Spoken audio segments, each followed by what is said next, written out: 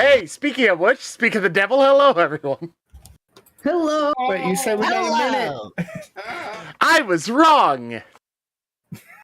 Because the clock said 104, and I actually started on noon on the dot, so now it says 105, and we are live. Hello, everyone.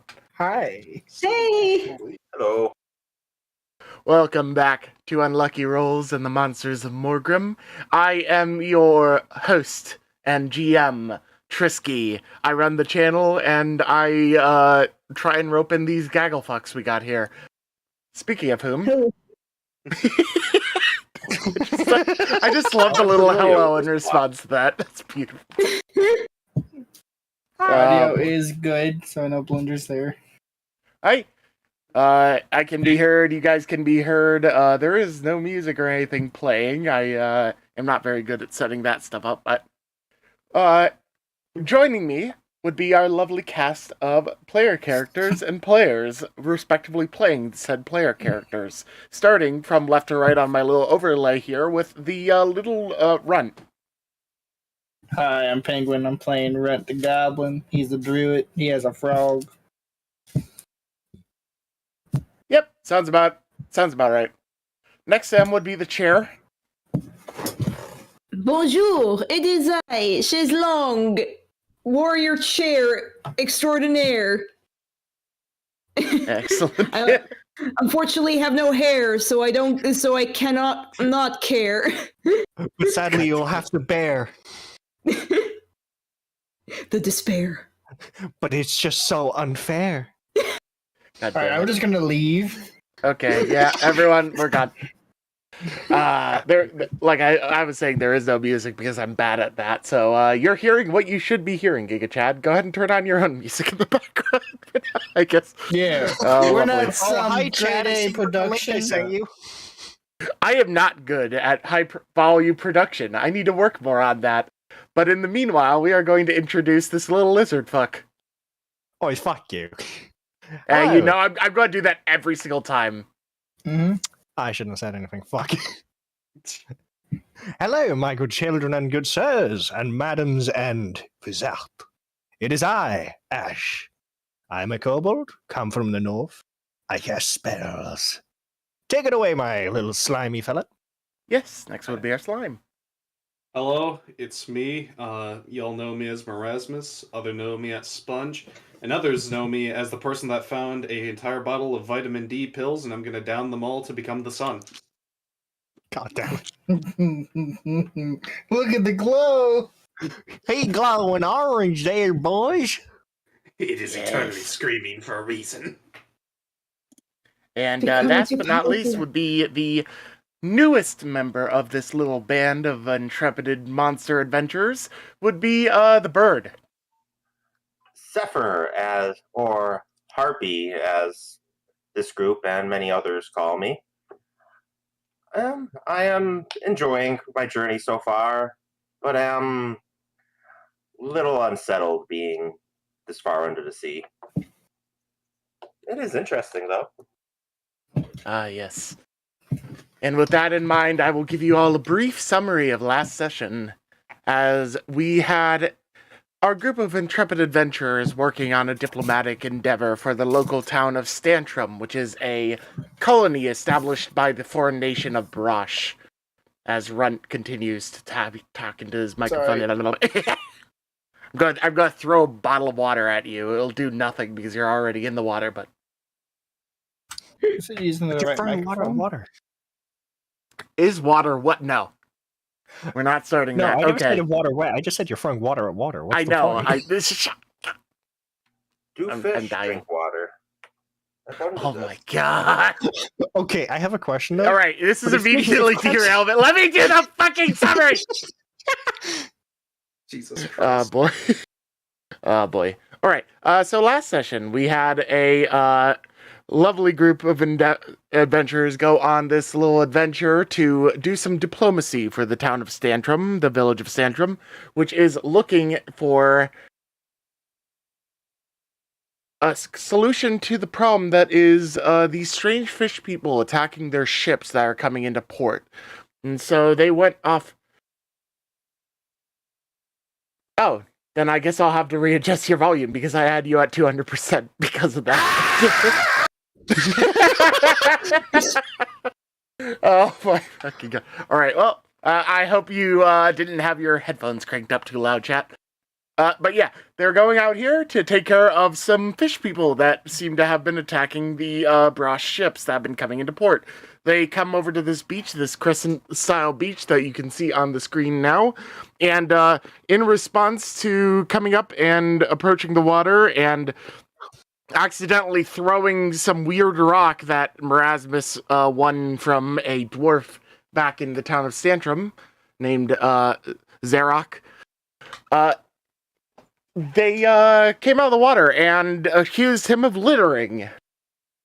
And then this really eccentric weirdo named Sorcerer, who appears to be the leader of this tribe somehow, started giggling like a madman, made a bubble of air, and brought them all down to their native water home. Fish people. Down here, they discuss things, and a lot of shenanigans happen, mostly ones that threaten to asphyxiate the shit out of Asch, who can't swim.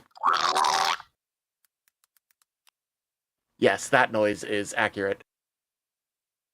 But as we ended off last session, we saw the dark shape of something coming overhead, as I will do this for you all here real quick.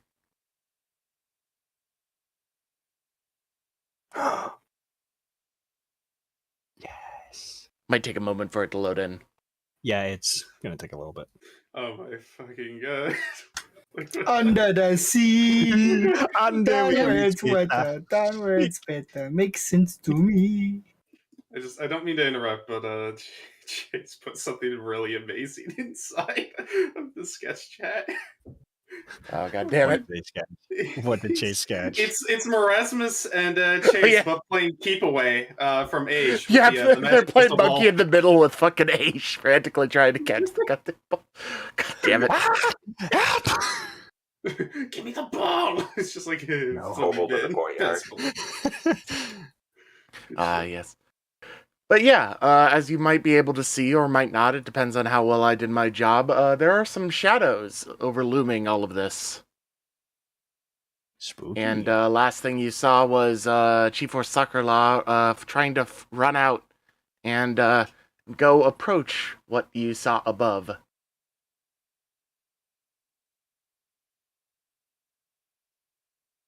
So basically, how do you guys approach this? Are you gonna try and follow along? Because none of you know how to make these. None of you can make these watery air bubbles, and Sorcerer is not very. It's obviously in a rush.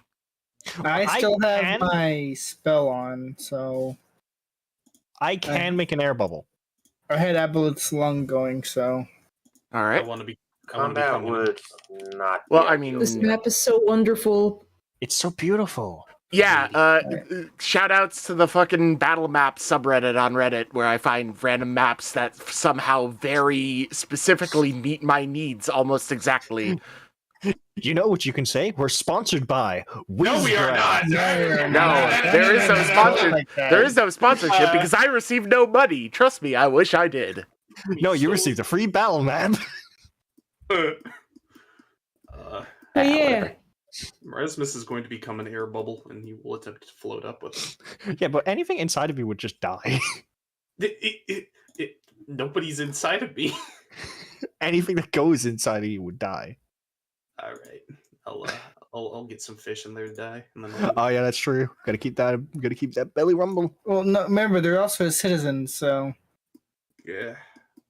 yeah. So I remember I had 2 spells going that lets me breathe underwater and lets me swim at 30 feet. So Yep, you were all set up in that respect. Yeah, I'll try my best to keep up with Sorcerer. I probably won't be able to leave my air bubble spell. And I will try and float up, I guess. I mean, yeah, you can do it, but you're very slow with it. It's about the same speed that you would have on land, which is like 15 feet. Do you want me to roll swim just for the shits and giggles? Just see how often you like slowly float back down by accident. Sure. Nat 1, I float. I float down to a ravine. Ah! That one you accidentally take on the consistency of an anchor. I'm gonna ski. You're doing okay. You're doing okay, but as I said, it's about your average like land walking pace, and you are pretty deep underwater. So at this rate, it's going to take a while. That's fine. That's fine. Appreciate it, boss. But Zephyr, the people that are in the most annoying situation as far as this are probably Zephyr, Chaise, and Asch, because Asch, you have a spell, but that you don't know how to swim. Yeah. And Zephyr definitely can't swim very well. And I mean, Chaise has the benefit of maybe being able to turn into something buoyant. Boy, baba boy, baba boy. Quickly, Chaise, make yourself into an empty wooden ball. Quite literally turn into a Baba Booey. Yeah, I mean, I could, like, I was thinking of either, like, Ken, maybe, like, turn him to, like, I mean, shapeshift into animals of sorts, or is this You can shapeshift into inanimate objects as your niche. Yeah. So Then being, maybe, like, animal maybe forms is the- definitely still a druid thing. Sorry. Maybe the bull thing isn't such a bad idea. I turn into a bull and float up. Keep in mind that you do have to keep, like, your same general body mass, so unless you're talking a bowl the size of a chair, like, you can't condense The size yourself of- further down. Yeah. A bowl the size of a chair. Chair-sized bowl. Yeah, so you're gonna Bowl basically make yourself something buoyant that will float up Buoyant. to the surface. Buoy. Boy. Asch and Zephyr still have an issue. We could hold out here in case some sort of enemy appears that wishes to infiltrate this building. I would have to second that. One thing I will say is that your observations show that basically every single warrior that you're seeing outside is going straight towards the surface, and nothing appears to be coming downwards. Well, we're still kind of fucked and we're still down here. This I would say, is- should we just tackle the swim and just see how we do? I would be the first one to die from drowning. I would prefer not to do that. I Yeah, don't think keep anyone you would fault us. alive. Our weaknesses in this moment. Perhaps there's something down here we could do to help in the meantime. Wait, can I use Some sort of prestidigitation to beacon? manipulate the water? Not really, no, not to Damn any it. usable effect. Yeah, prestidigitation is not that strong in that respect. Oh, yeah, it's a party trick spell. Basically, it has some very practical uses, but for the sake of brevity, I am going to avoid air pressure or water pressure as a thing. But yeah, that would definitely go crunch in most other circumstances. I think you we'd are- be dead by this point. You're Yeah, pretty I deep would not down. die Yeah, to our lack of scientific knowledge. you would. Sakala just like, oh, Magic well, shit. thing. Yeah, you guys have like you're in a oxygized area, but outside. Yeah, inside of these buildings is free of water. Also, there's a shark in the bottom right corner. Go say Yep, those tend to be in the ocean. Hey, it's him. Look, guys, it's Jimmy. hi. The main character. Yeah, the main character. He's going to come back in the sequel. Oh, the stream Well, can't even I mean, see it if I because were it's killed underneath from my Zephyr. Yeah, it's like right God here damn it, behind Zephyr's Zephyr. head. Okay, question. Shoot. You've seen a whale, right? Yeah, you I've have seen a whale. shark. Oh no. Wait, can we just grab onto Runt as he swims us up?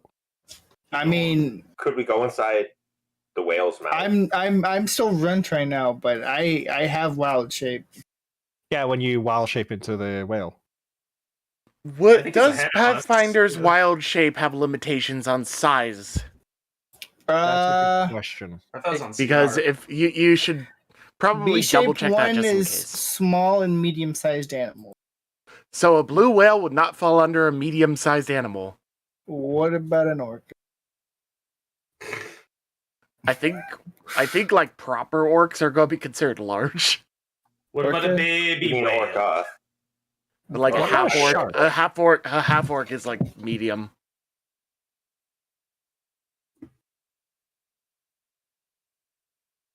Okay. And then you're saying like orca.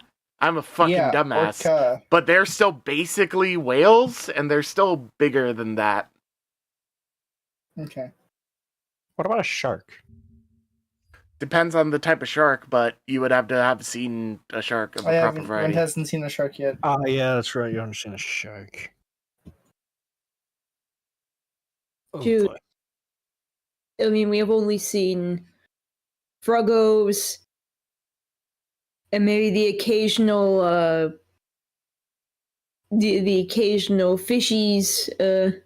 Runt knows what he's seen, so We saw a really big froggo, right?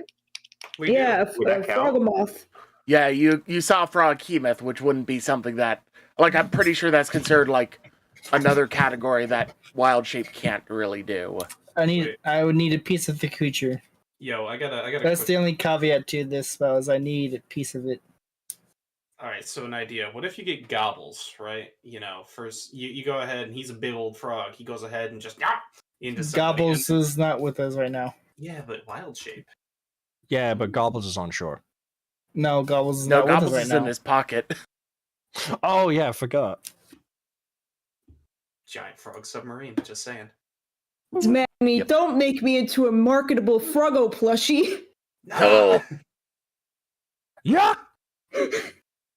But I have no idea of what to do. I'm just gonna follow. What's his name again? Or Sakura. Or Sakura. I want to follow him. Zephyr's gonna just Here, let me do work this. on You guys bits should and have watch. access to it. I made his nameplate visible to you. Okay, yeah.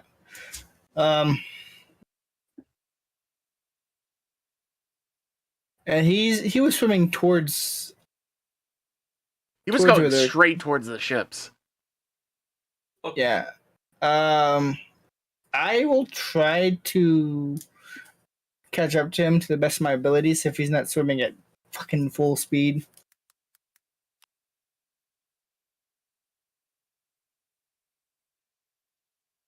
Alrighty. If I manage to catch up to them, I will tell him, hey, we should let them know right now that there is something being worked on and tell them to go around.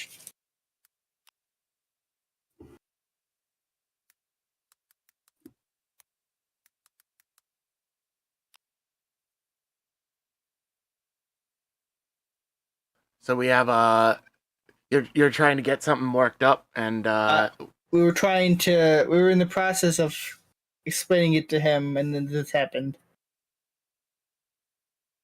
We were explaining to the secretary. The secretary was going to talk to him. He seemed okay with it, and then this happened. oh yeah, yes. The secretary is still hanging about. They've just sort of you can tell from their demeanor that they aren't really a combatant. Mm-hmm. But they do sort of look at you as you're stuck here and just sort of a little bit awkwardly like wave Actually, you over. Real quick, we've seen the town we were in. We saw indicators of what they're allied with, right? Like standard or something like that. Alliances for To see like the that shows what who they are. Like the brooch. Like a brush Brush? emblem. Yeah. Oh yeah. We would have seen some of those before. You would have seen, yeah. So as far as what was going on in Stantrum, like they don't have a lot of like really well established hard buildings, but they definitely have, as part of like national pride, brought along some flags and whatnot that show the brush emblem. So you have had vision of some of those. Can I use Wild Shape to transform into one of the fish I've seen? And try to quickly swim up to see if I can identify any of those standards. Yeah, you've seen some fish around, and they do eat fish, so you could easily get the components of one. Yeah, and I'm trying to like something quick, so that way I can scurry up and back. Yeah, so you do you like bring this up to the secretary at all, or do you just go into the food? Yeah, I'm gonna go and explain what I'm trying to do. She nods. Sorry. Yeah, this was the. I'm blanking so far right now. They nod and say, "Follow me," and bring you over to the food stock area, where they proceed to point you to a piece of tuna yet to be cooked. Okay. Yeah. I'll take the tuna, probably a scale or two. And start swimming in mid-stride. You just watch his form shift into a tuna and he's bolting off. Take off. So you're going straight towards the upper surface, right? Upper surface to try to identify markers. So you head on up to the surface, and as you recall of the emblem of Brosh, it is a teal, two-headed bird inlaid on a purple background. You've been seeing like some of these shields and symbols around here and there as you have been going around Stantrum and whatnot. And as you approach the surface, you do not see the same shape on any of the ships. Okay, what shapes do I see? You see a different sort of similar color, and it's yellow, and not related to too many happy memories. As in the people from the shrine. Yeah, that's where you recall it from. Yeah, okay, I'm going to quickly swim back and find Orsakrala and look and try to get his focus real quick. Hey, buddy. Litter, what? You see that sign they have up there? That weird looking one? Remember that sign. Those ones are the bad ones. These aren't the ones we're talking to. These are the bad ones. These are the bad ones. He's trying to emphasize. We need to take care of this. We'll help you. You just see him, like, he's in sort of like a state in between righteous indignation over this littering and trying to comprehend what you're saying well enough. I will go to the secretary. Morasmus is still with him at this point, right? Yeah, I'm floating. Yeah. Morasmus has been very slowly floating, so you could like have lapped him like 20 times on the way up and down. Yeah. I'm gonna go ahead.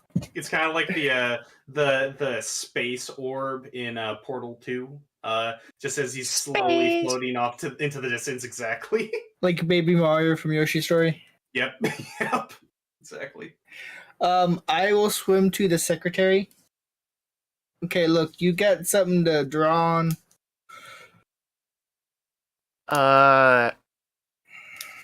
They proceed to hand you a flattened bit of almost parchment made of kelp, and some ink, presumably from a squid or octopus or something of the sort.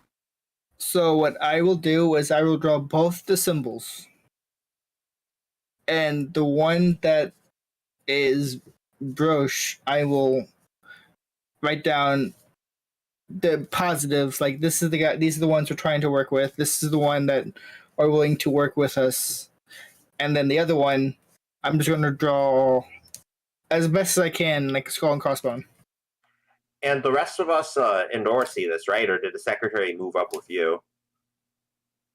So Yeah, you basically. So Rhonda has basically come back down into this building. The secretary hasn't really left because they're not going into this situation at all because they're not combatant.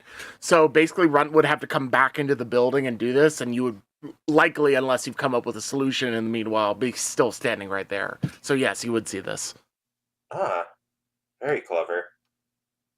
Well, one part of our predicament. Right. So I've determined that these are actually the people that I'm kind of looking for. So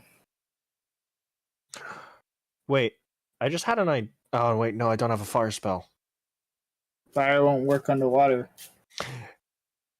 No, I was going to try and overheat the water below us because the hotter water Heat is, rises. the more it'll just... Yeah, heat rises. Just use have Chaise be like a bloody underwater air balloon.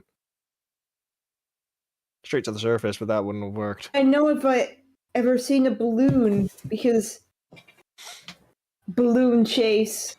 I would just, in character, would have just instructed like a more wider bowl shape. So the basic idea of a balloon you probably have not seen because you have not encountered like everything out there. So Yeah, actually, fair point. Actually, good To a catch. giant ball. yeah, even Asch probably would not have seen a balloon. It's not in common usage. Yeah, fair point. Okay. Yeah. So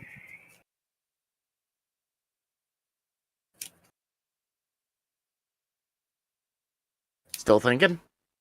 no, I was gonna explain, like, we will help deal with these people because these aren't part of that group. Actually, they're at war. As far as we care, they're fighting each other. So if we help them, it also might be favorable for this agreement. Alrighty. The secretary picks up this image and More precise. obviously they seem to understand it pretty quickly.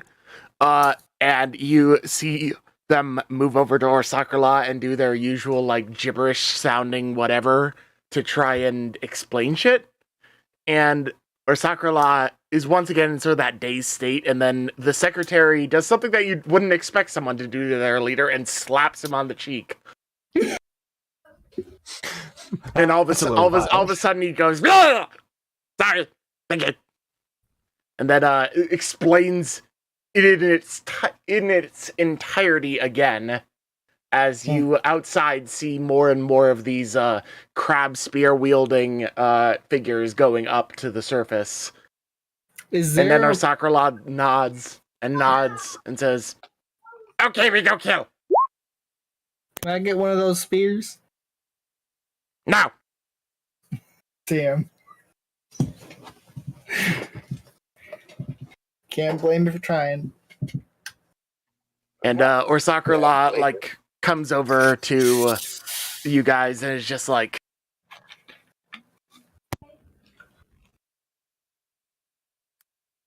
Yeah, "I'm gonna accidentally move the shadow of an entire ship." Okay. Yeah, basically he comes over to you all and he's just like, "Who's coming?" Yes, sorry. I'm coming along. You could do your trick again? Yes. Very well. Let's get to business, shall we? I wanted round 2 of these blasted elves. Those nine-eared longshanks. Night of the final day. So yeah, he steps outside, just outside the bubble area, and creates a new bubble. And invites you all inside, rather impatiently, like, I dash straight into the bubble. Get in the bubble. Get the chopper. The bubbles getting in the bubble to go up. And on, as they go up, they pass Morasmus, who's going much slower. He like drives by you a little bit, suddenly stops. You almost hear like an air bubble screech as he comes to a halt and goes back a little bit and just like motions for you to get inside the bubble. He opens like a window. Yeah, it's literally just like a window on a submarine. No, like windows are like from Orcs spaceships. Hey, Oh, yeah. coming in, bro. I really would have loved it if he just bumped into me, pushing me to the side like roadkill. Just like, ah, shit, we hit something, guys, as they keep going. Don't worry about it. Yeah, Don't worry he about it. just keep just going. bumps into you as you're going along, and all of a Yeah. sudden we just have this picture of like Morasmus spinning in the middle of the water, just like with like a okay, that happened kind of expression going on. Even better, Morasmus just splats all over the Just they get the windshield wipers. It's not coming off. All I want to imagine is that as we just slam Morasmus through the middle, it's just like, they see us rolling. They hating. Trying to catch me around. And Yep. Morasmus will get hit by the bubble, 100%. You get hit by the bubble. It comes to a screeching halt, and the same thing happens where he's just like, come on. Considering how he like absorbs stuff, like could he potentially like become around a portion of the bubble? Could like a portion of the bubble just be Morasmus? I'm just imagining this thing with fucking windshield wipers wiping Morasmus off the front of it. It's Steps is like. No, this is me. I'm not going anywhere. Stop. with our new window cleaner, Morasmus Goop. God damn it. All right, New kitchen gun. With new kitchen gun. Yep. Fire, you new goop. Morasmus boy. is he gets splatted, and then Let's he get back will on be track. All right. yeah. So you're getting on inside and moving along. Yeah, I gotta roll survival real quick because I wanted to see how many fish I caught just by floating up there gently. Sure, go ahead. Let's fucking see this shit real quick. Bada bing. Not many. People are intimidated by the floating cube.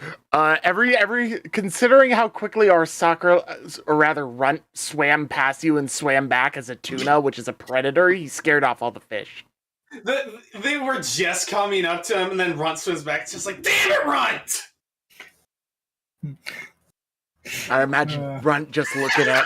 I imagine idea. Runt looking at Morasmus, just like, "What I do?" No idea what a tuna is. He just took the form. For fuck's sake, Chaise! God damn it! Coincidence. I will say, I for think those so. who were paying attention, Runt will have a wooden figure in his hand. Oh. And What's that? as you approach the surface very rapidly, damn it, Chaise! Yeah, that's what I'm saying. I just saw it. That's so good. You guys rapidly approach the surface, and as you get closer and closer to the surface, Sakura seems to lift up his staff and motion it in a what obviously looks like some sort of spellcasting pattern. And the sounds of the surface as you approach grow seemingly exponentially louder. Like, it starts off muffled, but now you can hear the tides on the surface despite being in this bubble underwater. And as you approach, you start to overhear some noises that you can... Alright, who among you cannot speak common? Yes. Chaise doesn't understand common last time I remember. Yeah, nor does I don't Zephyr. understand common. I just Alright. I speak gibberish. It should be me, Runt, and Morasmus that understands common. Yeah, so all three of you understand this conversation. For Chaise and Zephyr, it's basically gibberish to you, like was expressed before, but for the rest of you, you hear this strange conversation going on above. Are we closer to your divination, Sorceress Khalid? Yes, my lord. If we head due north of here inland, we will reach the arcane signature I stated in my vision. Such a bountiful treasure will be sure to raise the renown of the Grand Cancerous bloodline yet further, and aid to solidify your name ahead of you. Yes, yes. We all know how great it'll make me. But thank you, Khalid. I'm just looking forward to stabbing things again. Those little green things were so skittish, and the frogs didn't taste good at all. Don't make very enticing targets, either. Runt is kill. Hey, Runt. Runt is... Doom he's- Muse playing. Yeah. Hey, Runt. You recognize that voice? Does he? Is it the same ones? Is it the same assassin girl with the dual knives from the... Oh yeah, you recognize these voices. Yeah, I want to just immediately like, Runt? I recognize that voice. Yeah, Runt was well ahead of you on that. Hey, Runt. You want to slit the throat this time? 2 second level spells are spent. I have one more. As you approach the surface in this bubble, you come up to the surface. The bubble acts as basically a platform beneath you. The top part of it, like as you breach the surface, the top part of it doesn't pop. It just levels out with a water surface as you approach further and further. So it's seamless. You coming to stand on this strange platform that Sorcerer is creating beneath you. As you come up beside a rather ornate-looking ship. The sails seem like some of the softest-looking silk that you've ever seen. The sides of it are decorated elaborately with plants growing across it, and the prow has this lovely symbolism reminiscent of a culture that you've never seen before. I have a Whistles plan. very birdishly. And what you also see is around you, beyond this one ship, are 5 others of roughly the same size coming up alongside it. I have a plan. Yeah. All right, should we start strategizing? This be good time as any. Oh, Don't ask better why I than- just put Spark into chat. There's a... You'll see. Okay, this might work. All right. So you can tell, I will give you guys a warning immediately, that you can tell where Sakrala is antsy. So your time to plan might be limited. Runt should is I- just going to go in swinging. Should I immediately try to bring Sakura into the plan? He's probably already got his own, because he's going to be ordering his. Yeah, true. All I'm going to say to Sakura is, Sakura! He doesn't respond. All right, then, he gets the plan. All right, well, the rest of you too. Well, you too. You know the plan? Chaise, take heads. Sure, yes. Seems to be your take thing lots to of do. heads. They will no And- longer need to buy hats because you need a Zephyr? head for a hat. Why, yes? I have a job for you. So there's an elf on that ship I want you to target in the Pacific if possible. All right. Runt is going Who to are turn they? to Osakura and say, "Put us on the ship." Okay! And without any Once- interruption, as soon as you say this, the platform underneath you that he was like basically antsily holding there launches you like a trebuchet onto the ship. Okay, can I ask one question? No. Zephyr keeps going. Go ahead. Oh. What's the question? I was going to say, how high is the sails, real quick? The sails are like, I don't know the average height of a proper like small sloop of a sort, but it would be about on par with the average ship. It's just that they're 20 to shaped 30 more feet. angularly. Okay, as I'm getting launched high enough, can I try to ignite the sails? Yeah, you can attempt that. I already just put in Spark in chat. Yep, so you fly up, and the first thing you notice are these sails beside you as you start to come down rapidly. and you, using your spell midair, ignite one on fire. But as a result of you focusing on your spell, you're not focusing as much on your landing.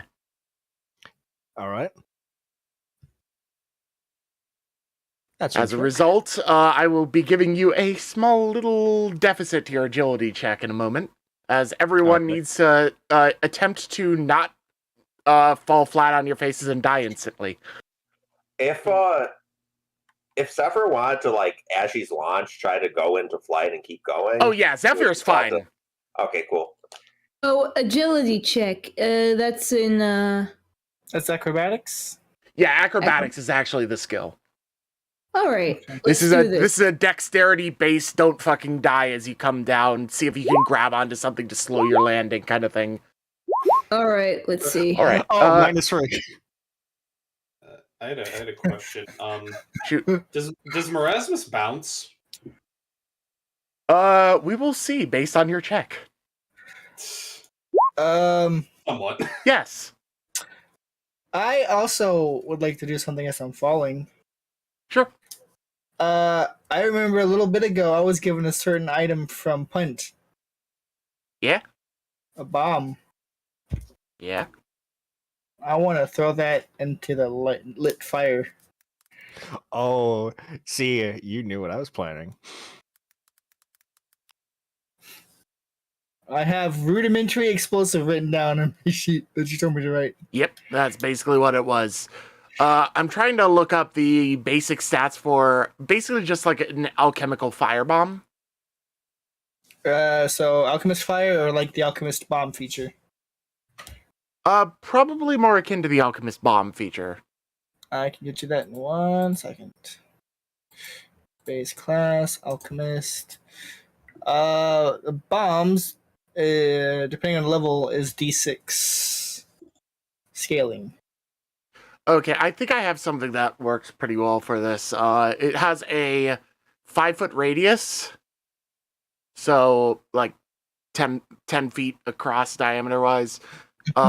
It explodes after a short, like, fuse, so you're throwing it into the fire to light the fuse, I gather, is your intent. Light the fuse, hopefully, and have it hit the deck, and maybe in round some. All right. people? I would like you to roll me.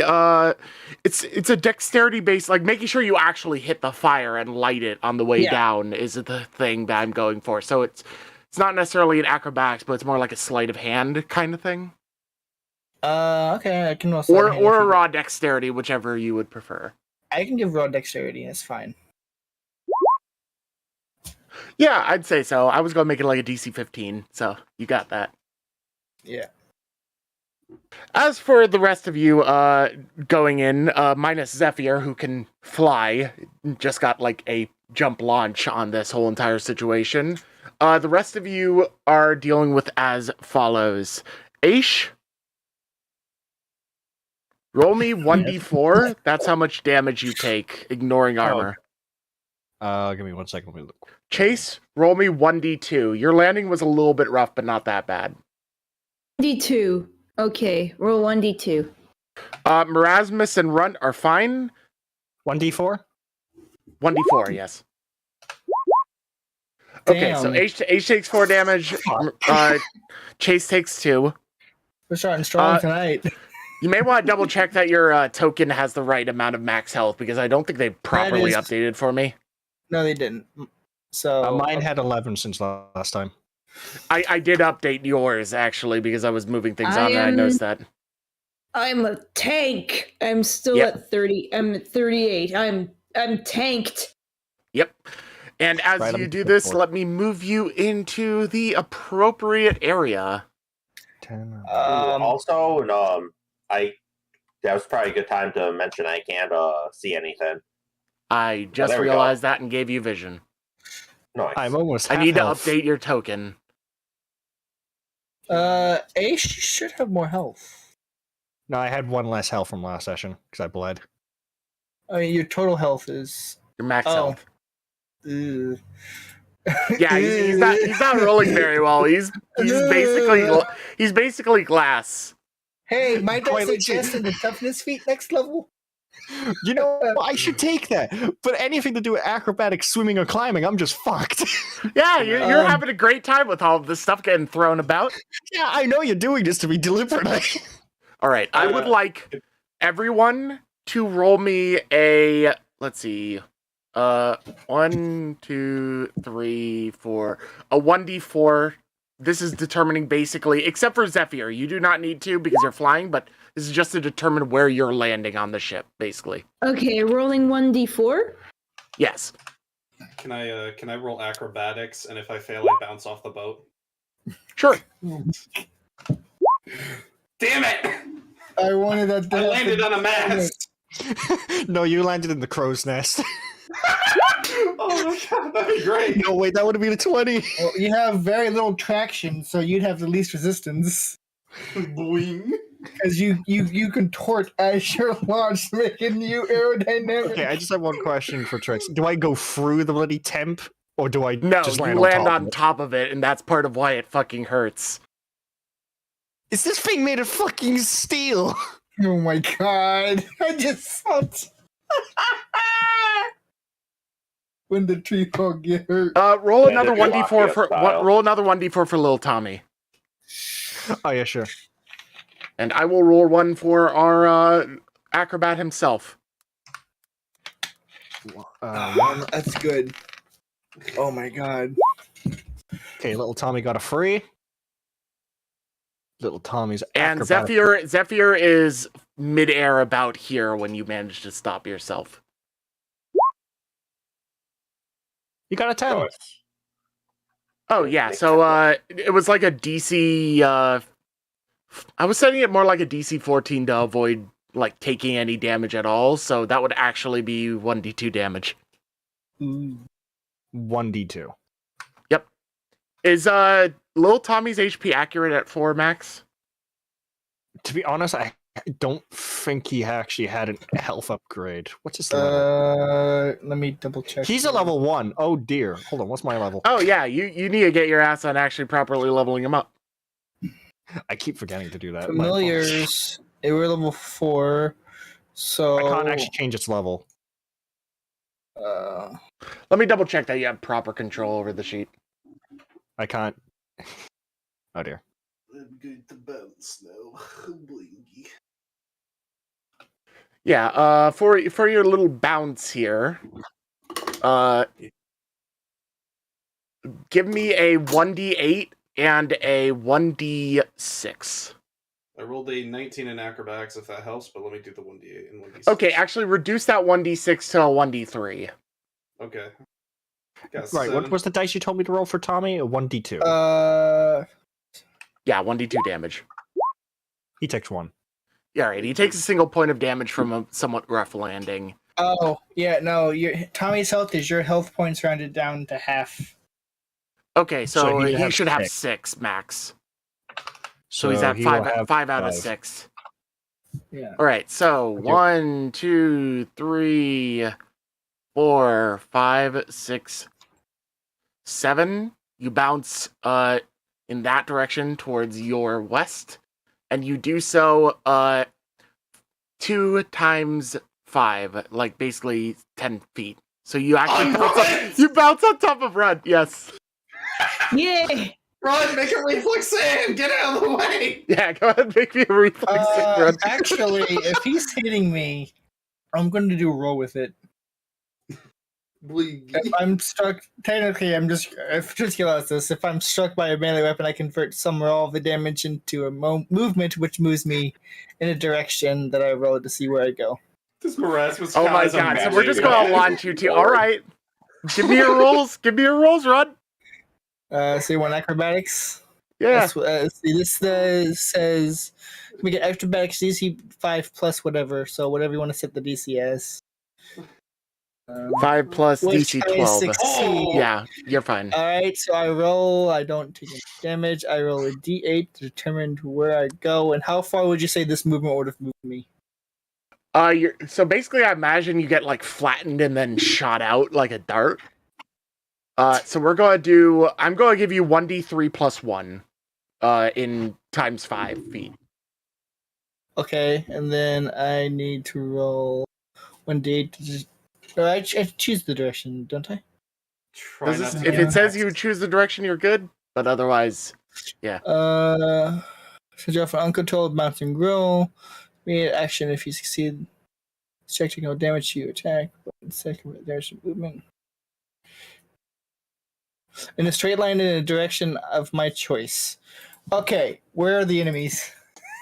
that is obscured info because you can't really make that split-second decision in this. Okay, well, in which case, I'm going to roll. So you have to make your this best way. guess. I'm going to roll this way. All right, roll 1d3 plus 1. I'm sorry, I am the big bounce. 3. All right, so you move 15 feet in your desired direction. Cool. Starting from the center of your token. So it would be more like here. You are not the big bounce. You are, as I've just revealed to you, the Morasmus. Damn it. No, Runt's just wearing bloody Morasmus' armor now. So you just watch Morasmus hit Runt, but Runt actually being used to just suddenly hit. Just rolls. Rolls Just with ragdolls. it. No, not even ragdoll. He like literally rolls, kind of crawls up, and then he ends up prone because of this. But it's funny. Yep. You know, So you Runt, I are gotta lying let- prone after getting launched out by your newfound hat. I have a hat. Am I on top of him? No, you sort of land on him and he shoots out like a dart from underneath you because of this. Sorry, Runt.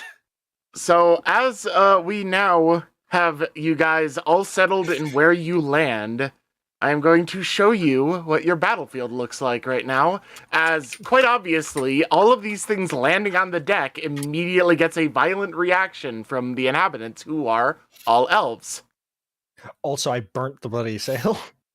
Oh, hi guys. How you doing? Elves. My name's Morasmus. Ooh, either really good or this really looks bad. a rat. little spicy. Yeah, I was avoiding saying anything, but I was laughing inside when I realized where Asch landed. Oh, fuck, I didn't even see. I'm dead. I'm dead.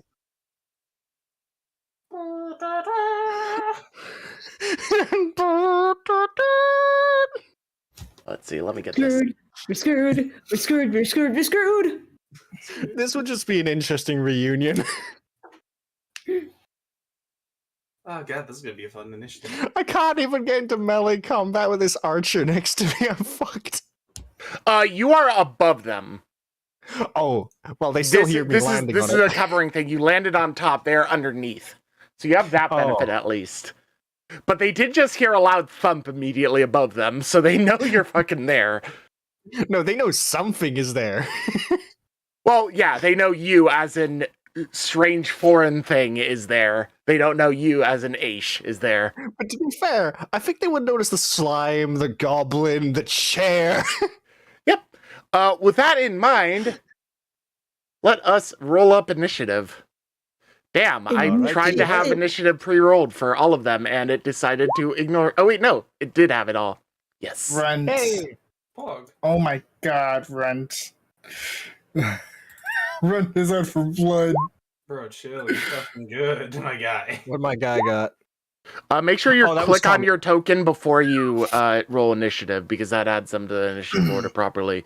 Ah, okay. Oh, So I'll for reroll little Tommy. Tommy, I have to add you manually. Don't worry about redoing that. But Actually, no, just make future Tommy reference. on my turn. yeah, you guys share a turn, so roll your initiative instead. Yeah, give me a second.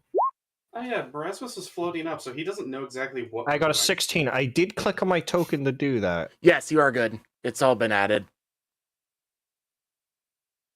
Okay, so I'm one of the higher ones. Okay. Let's have fun with this then, boys. What were you saying, Morasmus? Oh no, I was just saying it as a in-character thing. Since Runt was talking about the whole attack thing, attacking the bad guys.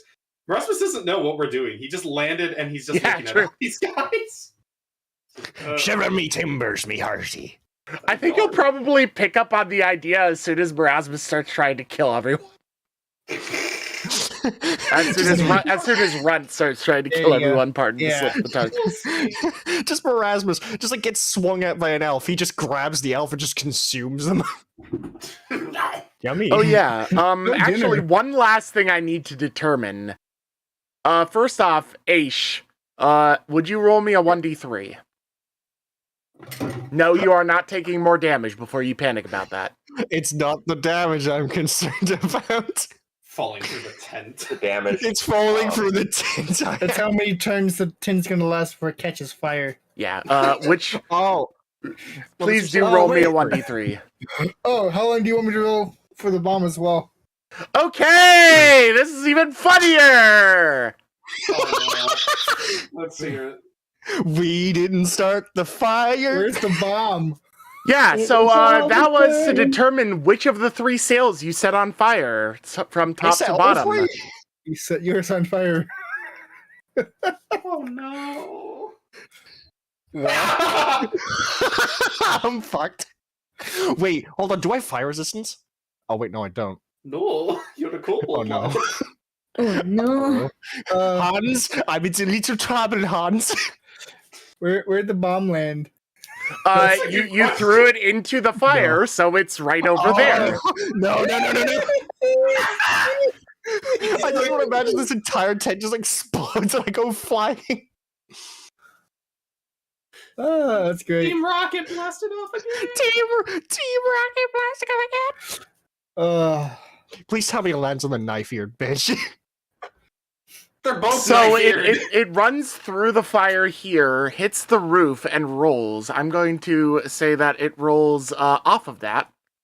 It is a slanted roof, so it rolls and bounces down here. Is it lit? Yeah, it is. Oh yeah, it's lit. I rolled well enough to get it lit. 2. And it rolls an additional 10 feet, Oh. stopping Oh, just it short of blows. the staircase. It blows up the steering wheel. Oh shit. That's yeah, you're not. right. That's good. That's both Yeah. good and bad. As this all goes on, that is the last thing I needed to determine with random shit. Runt, it is your turn. All right. So, as a move action, I need to stand up, dust myself off, and again, for any of those who want to roll a perception check, they do so real quick. Okay. Can I roll Oh, yeah. perception then? Oh yeah, real quick. One thing I do want to say. I keep forgetting that I want to get into the habit of explaining some stuff for anyone that just wants to listen to this podcast style. So, real quick, they have landed on an elven ship, as I described earlier. Eloquent, there's like vines growing along the edges of the ship and everything. The Chaise and Sorcerer have landed near the front of the ship.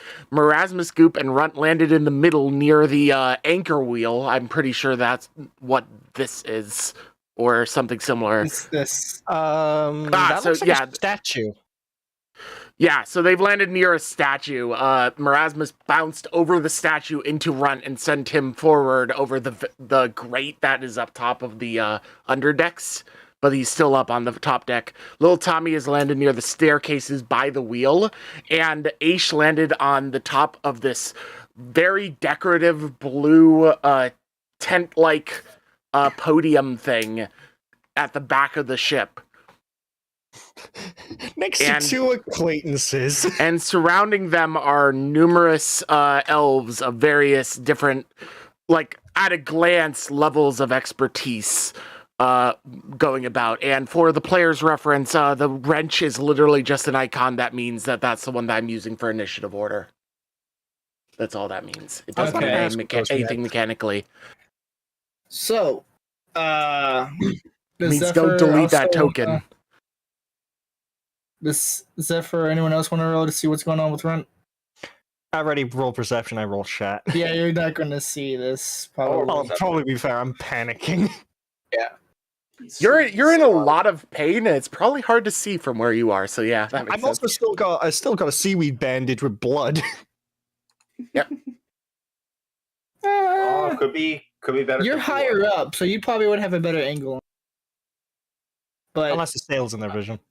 I mean, if you want to bequeath a bonus because of like height advantage, go ahead. Yeah, that's up to you. Like I was gonna set at least a DC 10, but they would notice a intricate carved frog statue that is on the ground, and Run's gonna say croak, and as he does, Gonna get gobbles. We got gobbles. Who also will just go on your turn for initiative order purposes. Yep, I need just to for fix his health. simplicity. Yeah, that's what it does anyway. Here come that boy. He in creative mode. Here come that boy. So yeah, and Runt is going to cast Flame Blade. So you see him. He's mad, and you've seen this once before, but he just apparates a flaming scimitar. And Gobbles is going to go, and he's already near someone.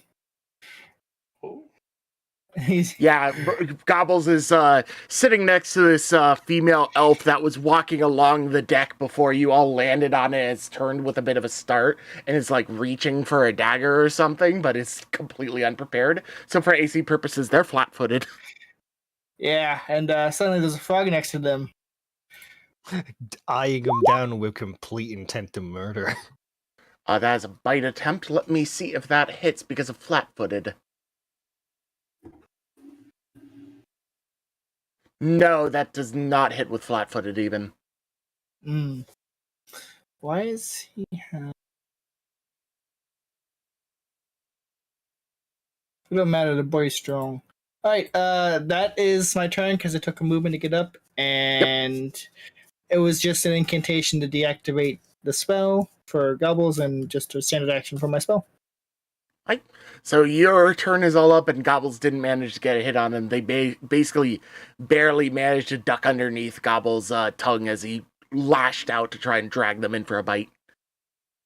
And moving forward a little bit, there are three.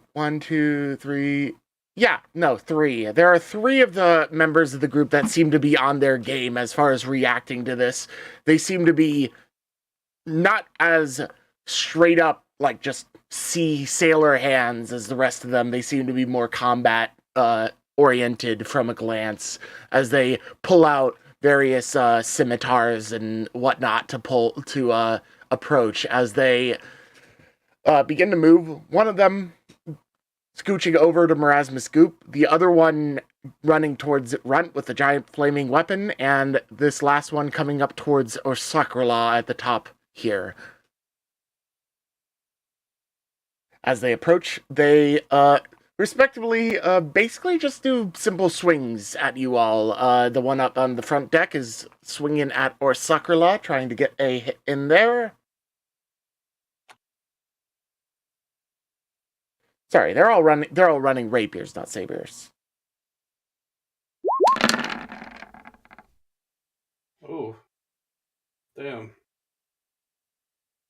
Oh, damn. Yeah, that I would say a 20 hits Sorcerer. That's a big modifier. As they stab in.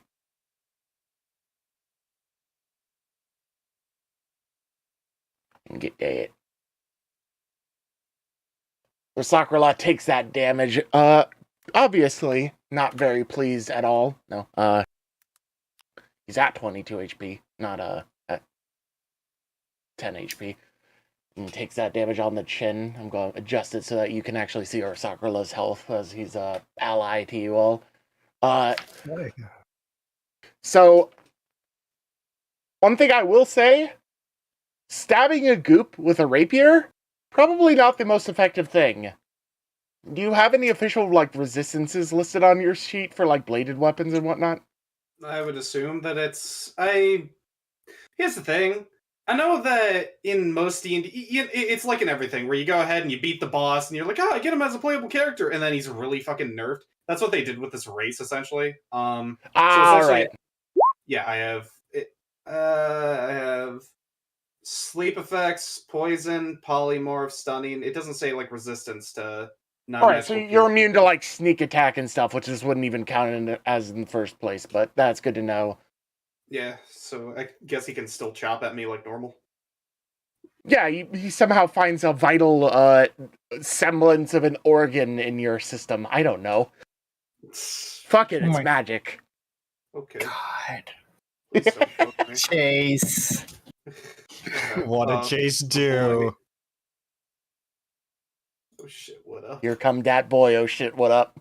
God damn it. That is aimed at you.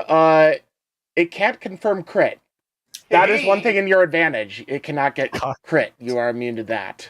I'll take the 10 damage. So you take 10 damage on the chin from that. Yeah, I have AC 10, by the way. Yeah. Do you keep in mind, depending on how Trisky wants to roll this, either does the 2 dice or it doubles the damage. So that's how crits work here. And this last rapier strike against Runt. Nah. AC 12 does not hit, so you actually are fine. Wait. Right. I was thinking of nowhere close. Yep, your AC is higher than that, so you are all set in that particular circumstance. That is not going to be a huge issue for you, as that is the last of these particular brand, as Morasmus, your turn wraps around. Okay. So I want to do a lot of psychological warfare here. Hope you don't mind. As Morasmus, he's getting stabbed. Like, he doesn't even say a word, just a little big goop falls off him. But what happens is that he sees this guy and he sees this guy, and he's just like, "Get out of the way! Get out of the way! I can't control it! Get out of the way!" As he wants to go ahead and roll, he's going to cast Burning Hands. So this giant flame is essentially just bursting out from his mouth, going all the way back, hitting this guy and this guy. And so basically, though, with this get out of the way of this, holy shit, this thing's speaking common and this thing fire out of its mouth, I want to intimidate them to possibly overreact to the flame and possibly run and jump off the ship if I can. All right, so you're trying to bluff them into abandoned ship kind of mentality. Yeah, it's just what the fuck? Why is this guy breathing fire? Fuck this! He's speaking common! So, first off, roll the hit for me. It is Burning Hands is actually a cone weapon. All right, so it's a cone. It's an auto hit. They need to make a save. All right, yeah. So we're doing some saves here. So I'm going to do the one for the gentleman right in front of you. It is which type of save? Reflex or reflex for half? Reflex. Yep. Also, you forgot to add Osaka laws to the initiative. That's a fail. Nice. All right, barely undone. I will add a Osaka law. Actually, that is a good point. I forgot to do that. I meant to do that, and I didn't do that. But yeah, he does not. You still have to roll damage, correct? No, it's already up there. It's 3d4, or did I forget to add one more No. to this level? Hold on. It is. I'm sorry. Yeah, I'm it should sorry. be 4d4. Yeah, you do. You still have extra. yet to roll. Let me add one more d4 to that. That is going to be 9 damage, not 8. All right. Okay. Yeah, and then, to scare the piss out of... Well, yeah, we still got the second guy, too.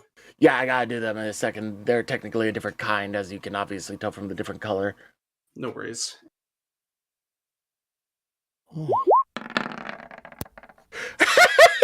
or Sakura going last. It's funny because he forgets what he's doing. Oh, it's yeah, he gets sidetracked. He sees a fish in the ocean. Basically, yeah. And this last one is doing a reflex here save as well. It does even worse than his ally, even though that was a roll of a 2 and he still failed. With a +8 to it, so they're both taking 9 damage. Yeah. And now would you roll your intimidation? I'm going to do it against their... I'm going to have them roll a willpower check at whatever you manage to roll. Okay. Did taking full damage either penalize them or benefit me in terms of intimidating? Does it catch fire? It catches anything unattended on fire. Yeah. All right, so you probably set aflame to some of the terrain around them. Okay, let me roll intimidate. We're just gonna burn this boat. Seems to be your modus operandi so far, you bastards. Well, to be fair, I'm the one who started it. Damn, the guy right in front of you manages to hold up. And that guy? The other guy, no, is not as happy. So this one that managed to stab you, for some reason, is like iron-balled enough, like he's just like, holy shit, that's scary. But he's standing there and holding his rapier up still. The other one, his sleeve catches on fire and he starts to scream a little bit. And I'm basically going to roll a reflex save on him to see if he manages to catch the side of the ship or he just falls in the water. I hope he falls into water. That is a 14. I was going to make it... Like, these guys are accomplished seamen, so, haha. But he's managed to grab onto the ship. He's holding there now, but he's definitely vulnerable. And he's, like, trying to slap this fire off him in the middle of hanging onto the edge of the ship. It's going to take, like, a full turn just to pull himself back up, if anything. He just catches the rest of the boat on fire. And they both took 9 damage, correct? Yes. Okay, good. And then, yeah, no bonus action, so I think that's all I can do, unfortunately. Right. So, with that in mind, next would be... Ooh, we're getting a little bit of fighting in early. Oh no, I'm fucking dead. I'm dead. As Asch, you look towards the edge. A hand grabs it, and like somebody grabbing the edge and jumping over the edge, just like reversed in footage, they just leap up onto it like an acrobat. Just my point of view, just looking at me, glass shatter effect, eyes just like road rage red. Oh fuck. I recognize this lizard. Well, I recognize you too. Hello, great to see you again. Can I kill it? Please do. Okay. And she shanks a rapier in your general direction. Reflex.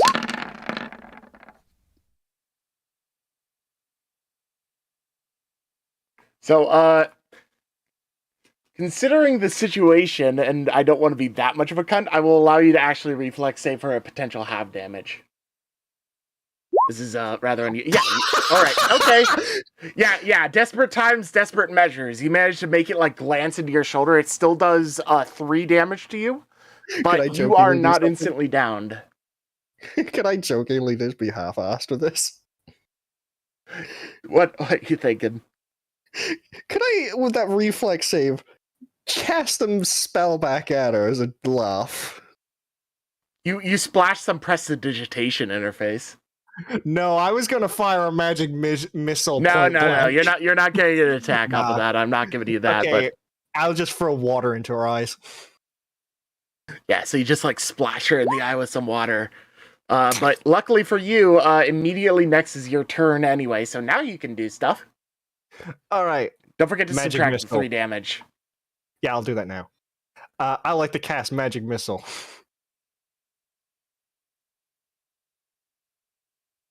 Go ahead or is and that do what you need for that. I believe magic missile is you probably want to take a step back because if you're casting a spell, actually it threatens.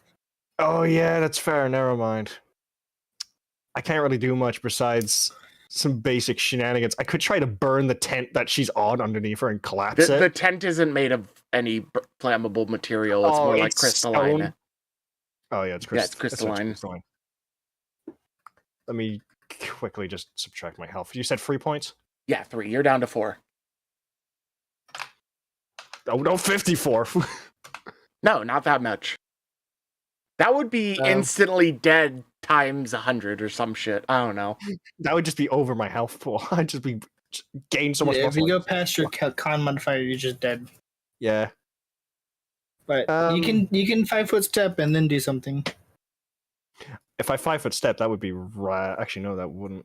5-foot step does not provoke attacks of opportunity. That's why you would be able to do something. You didn't turn the checkerboard on, so I can't actually tell. Fuck. Use the there's a ruler thing on the side, so you can measure about that. That would be where your middle of your token would be. You could also click your token and then right-click with holding your token. All right, now I throw magic missile at her. All right. How many missiles do you got? I got 2 prepped, and some. Oh no! How many missiles do you shoot? So you get 2 missiles. So that's just you want to do same damage for each missile, or different damage for each missile? Same damage for each missile, but I'll let you reroll it. Well, because I have a very fucked position. Just click it again. Right. How do I roll the damage for this? Just click to do magic missile again. It auto rolls damage when you click the spell itself. All right, give me a second. Click here. Still 2 damage, times 2, which is 4. And that's not something that you can actually unerringly without error. So yeah, you definitely hit. Okay. Is there any blast to this that will knock her off? With that much damage that you've done, not particularly, no. Could I roll for attempted higher? Negative. Shit. Yeah, sometimes you got bad situations. I'm throwing you as many bones as I feel are sane to do so. I know, I'm just fucked. What else can I throw? Oh no, I wasted my turn, haven't I? Tommy, what can I do with Tommy then? Right. Nothing. Right, Tommy could move around the ship. So you said this elf girl here, right, is reaching for a knife. Yeah, she's reaching to get her dagger out. Could Tommy dash, grab, and run with it? Trying to do like a little unexpected yoink pickpocket kind of thing? Yeah, just to give goblins an extra little hand here. Sure. So what I'll say is roll me a sleight of hand at a -5. Your DC is 12. Sleight of hand.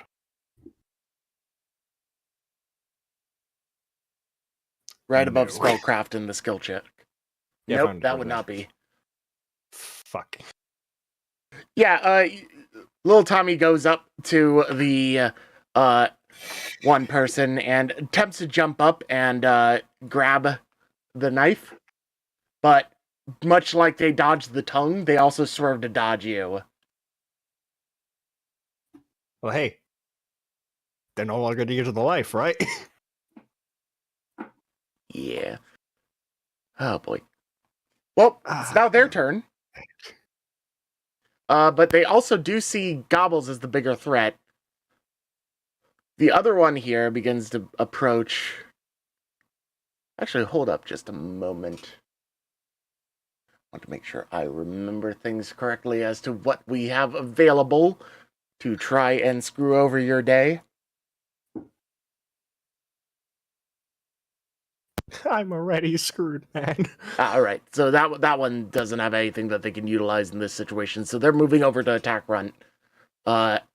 This other one is basically within range. Runt, you're getting ganged up on. I'm sorry to say. Yeah, I'm getting flanked. Or Sakrala is going over, or Sakrala is getting flanked as well up front. So yeah, they're going to get a +2 to their 2 hit. Yep. So, got a few things. They aren't as good, from what you can gather, as these first 2 are the ones attacking Runt.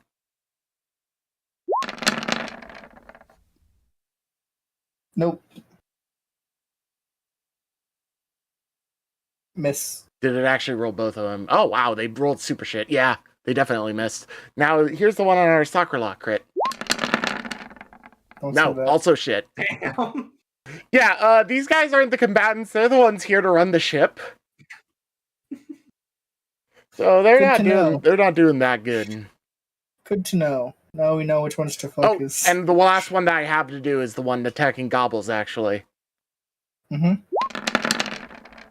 Oh. Nah, I just alright. No, none of them managed to hit. Chaise, fuck them up. All right, Chaise, you're in a combat situation close enough to actually get to anything. So close enough to get to anything. That is some dangerous words indeed. Well, you're a little bit too far away to reach the back of the ship. You could basically reach any of the front 3 combatants of the enemy group. Help me, my friend. Hope or Sakura.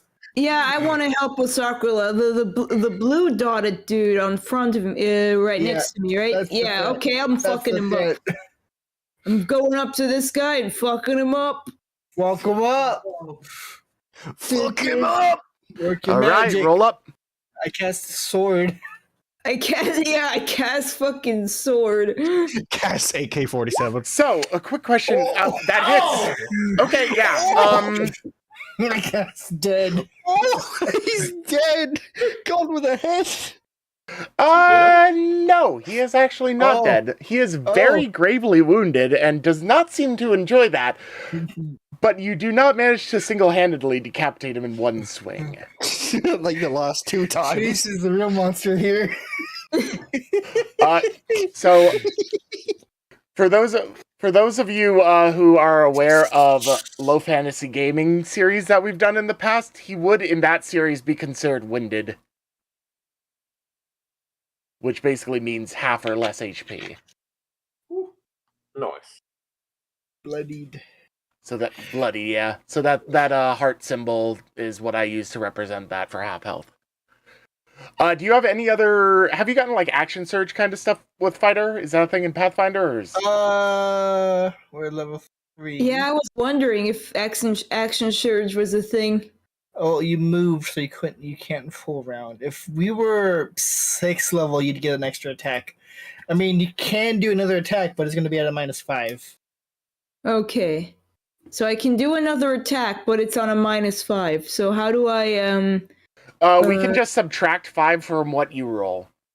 Okay. Yeah. Alright. Time to get out my great sword. That will not hit, I'm sorry to say. That would come out to an 8 in the end. So you attempt another swing, but this time, aware of you having just cleaved through him a good amount, he ducks underneath. Yeah, he's finally warded off the shock that he is in fact fighting a chair. Yep. The chair that has taken 2 heads with it. And that would be the end of Chaise's turn this time around. This pirate gunner, I'm going to have do a... Well, they're called pirate gunners. They're not actually pirates. Haha, stats.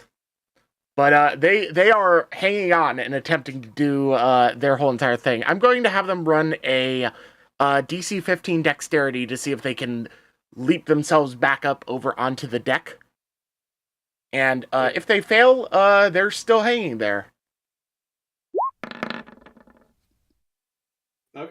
Okay, yeah, they do quite well.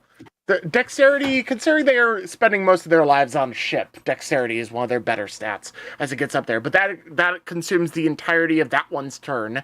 However, there is a second one that turns, surveys the scene, and then looks up and sees this feathered thing in the air. And aims its weapon towards you. Cursor, strange weapons. Your one weakness.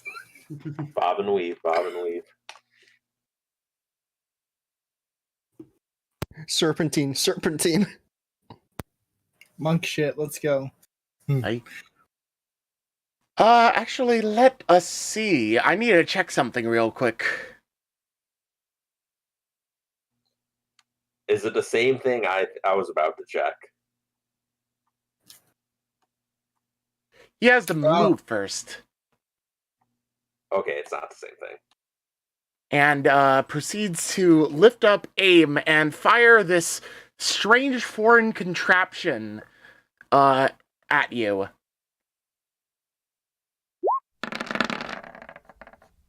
Oh, quick question. Would deflect arrows or projectiles apply to this strange foreign contraption? So what I am going to say is, if it is using bullets, yes. If it is firing, it's like cone-based pellets, no. But considering you are higher up in the air than its pellets would reasonably be able to hit, this is a bullet, so you can make an attempt. Good luck, friend. It's not an attempt. It just says once per round when you normally be hit with an attack for a ranged weapon, you may deflect it so that you take no damage from it. You must be aware of the attack. Yeah, so you see this thing come up towards you with this strange contraption, and in your strange midair grace, you swerve to the side and do a little pirouette midair as it whizzes past you.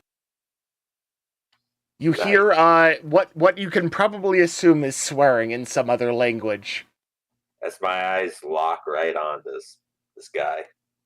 Aye, and that would be the end of their turn. Never got the name of who to target, so it's this guy now. You just completely negated that critical hit! Yep. Oh my god. And unlike our friend Morasmus, you are not immune to crits. Oh dear. Once per turn, you can deflect any projectile. Yup.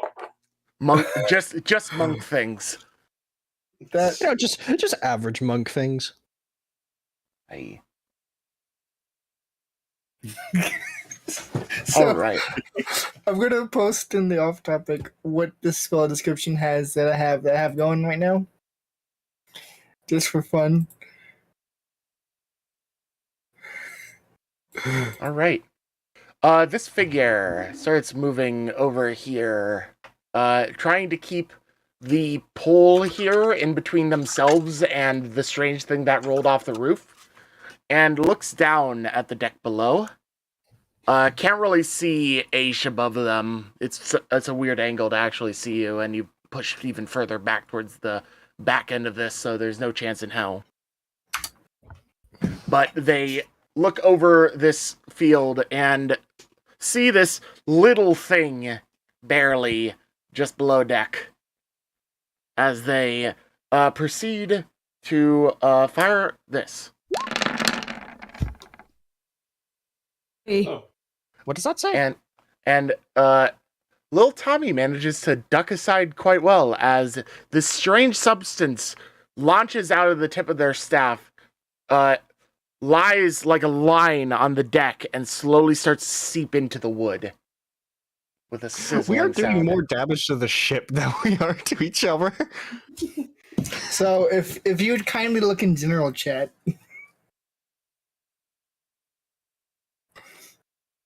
Oh! Yeah, it's funny how things are very specific about very relevant things. Yeah. Why are we just pyromaniacs today? All right, That's where that is the end of their turn, as yeah. they are the only one. But they attempted to shoot some strange substance at little Tommy, and Tommy managed to duck aside, and now there's like a line of something melted on the ship, as it is now Zephyr's turn. I hope Ken is still here. Yep. Yes, right now, Zephyr has her target, and she's gonna move on in and flurry of claws his face. Alrighty, go ahead and roll.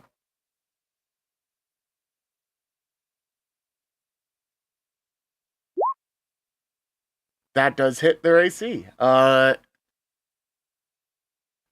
you said flurry, right? Yep. All right, Another I'm one. assuming you have some more to roll then for that. They're all separate hit attempts, right? Yep. All right, so the first one does hit and deals its damage. The second one does not. It doesn't expect you to swoop in so quick, and the figure takes a slash across the chest, but as you rear around to do another slash, it dodges. Makes sense. And let me just check one thing real quick.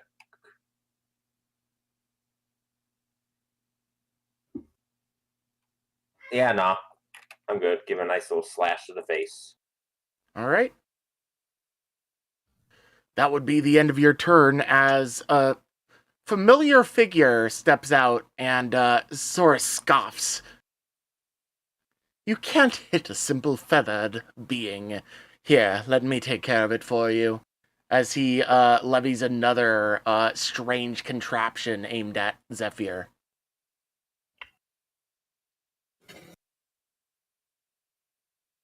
Question. Yeah? Can I see this contraption? Your line of sight here. I mean, the pole is mostly blocking it, so you can see like parts of it, but it is like a metal tube. Right. Okay. Quick question though: how long until that bomb explodes? You will find out. Oh boy. As boop.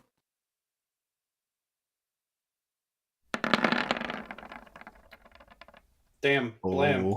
Oh. And you cannot choose to dodge that one as he pulls out a long tubed weapon and fires it off, piercing through your chest, dealing 9 damage to you. So, it says on his turn, and as a reaction, doesn't it? Yeah, but it's once per round, though, so you're technically in the same so round. we're Okay, once we that's get fair. back up to That's the top of literally one initiative space order. away. That is fair. That's what I was going to ask. Don't forget, or Sakura's out of order. Yep, there we go. Yeah, we go. Got it fixed.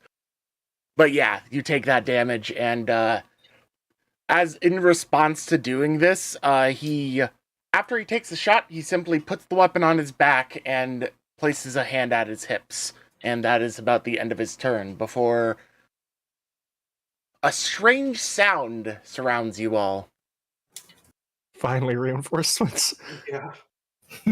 Yes. The reinforcements that rolled one better than Orsakala. Oh my god. Oh my god. What a fucking... They are literally the cavalry. They're literally the cavalry. Please tell me at least 2 are up by me. I am Merlak! As they all burst from the water, up onto the surface, and seemingly launch themselves in the general direction of the ship.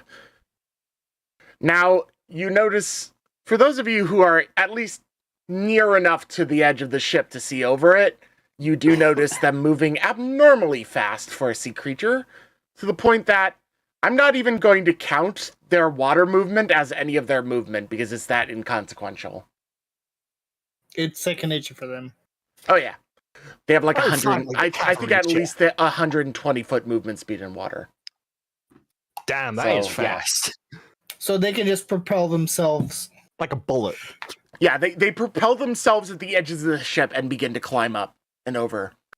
Nice. How long until we just see a massive crab climb up the ship? Why is it always crab? It has to be at this point. Shut up, you Elden Ring bastard. I have not played Elden Ring. So is that an actual boss in Elden Ring? Crab? There are a bunch of crabs in Elden Ring and lobsters too, and it's just a habit of people posting messages with the little stone that you can write messages with that just say, "Why is it always crab?" I didn't know that. For that. I didn't know that.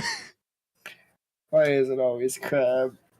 It's crabbing time. Yes. They burst onto the deck and are able to move a short distance. This one sadly has to spend its turn climbing up, because that's a lot of climbing for that bugger, especially considering it's the highest part of the ship, excluding the mast themselves. But they do put themselves squarely between you and this psychopath. So, Asch, you are in a slightly better situation, as this fish person with a crab spear jumps up and starts gurgling inconsequential shit at this person. Who, all right, little fella. Their response is to laugh in glee, with a rather sadistic nature. Let's do this, little guy. Meanwhile, the rest of them proceed to move up towards respective targets, the closest enemy they can see, basically, as they come onto deck. And they all swing with their strange crab-tipped spears. These are the subgroup of the Sereshaliin that you know as the Chopal. I'm going from top to bottom. So this is against the one that oh my, that got hit by so the one barely misses the rather actually no, they're flanked. Yeah, that actually barely hits. They hit the wounded one for an extra 12 damage, and at this point, he looks like he is not fond of this fight anymore. He's out. Still barely holding on. Jesus. He took a 15 and a 12 and he's not dead. So that means he's probably like on what, 2 HP, maybe 1? 3, I'll just say. I'm pretty on. Man's got 30. That's about right. Next would be the one attacking this strange one behind our Sakrala that missed entirely anyway.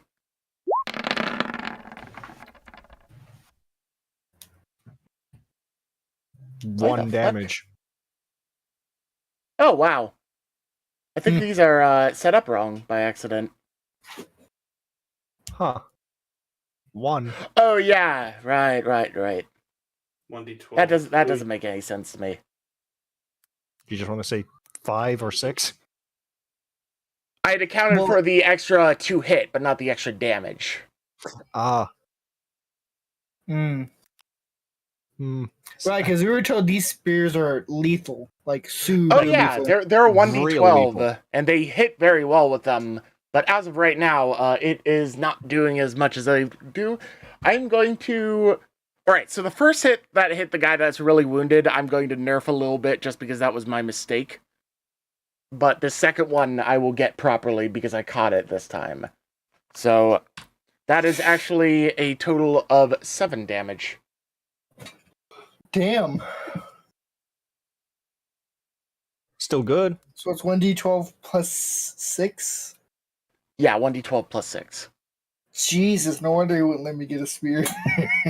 They are sacred relics that you basically have to live your entire life to get. They're not going to give it to a stranger no matter what. Run. I'm assuming if you would have one of those, you would probably wipe out probably those 3 people surrounding you in one turn. Alright, this is the one against the gun-wielding guy that just managed to get back on deck, who seems to be having a very bad day. Oh boy. He's just like, I'm done with this. Another nat 1, but it still does a decent chunk of damage. And that one does not seem to appear happy about their situation either. I just want to imagine this guy's like, oh, I'm having such a bad day. Sees the little gremlin land on the ship. I'm just going to jump off. Bye. Yep. Now we're down to the one attacking the dagger lady that seems to be dodging everything. Let's see if they dodge this. Well, she took 2 bloody magic missiles. No, that was your lady. We're not that far down yet. I'm talking about the one in the middle here. Oh, sorry, my apologies. Yep. Yeah, this one comes up and she tries to dodge it. This warrior seems to be very well aware of how she's dodging it. Mid-attack, curves the blade to the side, and you see a crab pincer jut out the back of her neck as she falls over dead. Oh, damn. One shot? She was a civilian. She's a crew member. She was a civilian. Yeah. I mean, depends on your perspective. Well, hey, she was going for the knife, so fair play. I mean, you did just land on her ship, and she doesn't want to die, but that part is set sail. Haha. Well, to be fair, these fuckers started it. And the one at the very back, as I was saying before, actually does not get a chance to attack because he had to use his entire turn climbing up to this point. But he is occupying her in combat range, so he's at least probably a more tantalizing target. So that is the end of the Chopal's turn. Next would be Orsakrala himself. And Orsakrala not too happy with the guy who wanted to murder.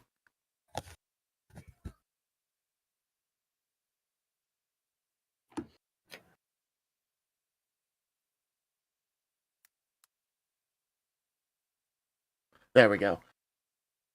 Or Sakura, also one of the Chopal by birthright. Instead of using his crab spear, pulls out his claws and swings. Ooh, fancy. And even though that looks to be not that great of damage, it is enough to finally fell this one.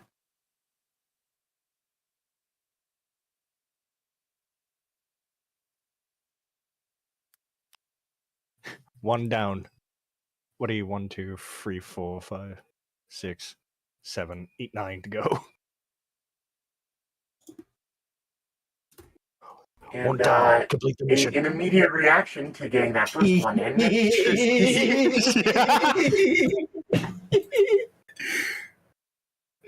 Whoa, I didn't know we had the budget to get a voice changer here. Oh yeah, I actually have accidentally have a button for Sir Pendleton at your service from the Fallout campaign. Apologies about that. No, he's the narrator. That would be a reinforcement. Yeah, just fucking futuristic robots dropping out of the air, shooting people with lasers. Well, wouldn't they Special just type be of Warforged? Warforged. Yeah, there you go. Basically, yeah. All right. Warforged the shit. This.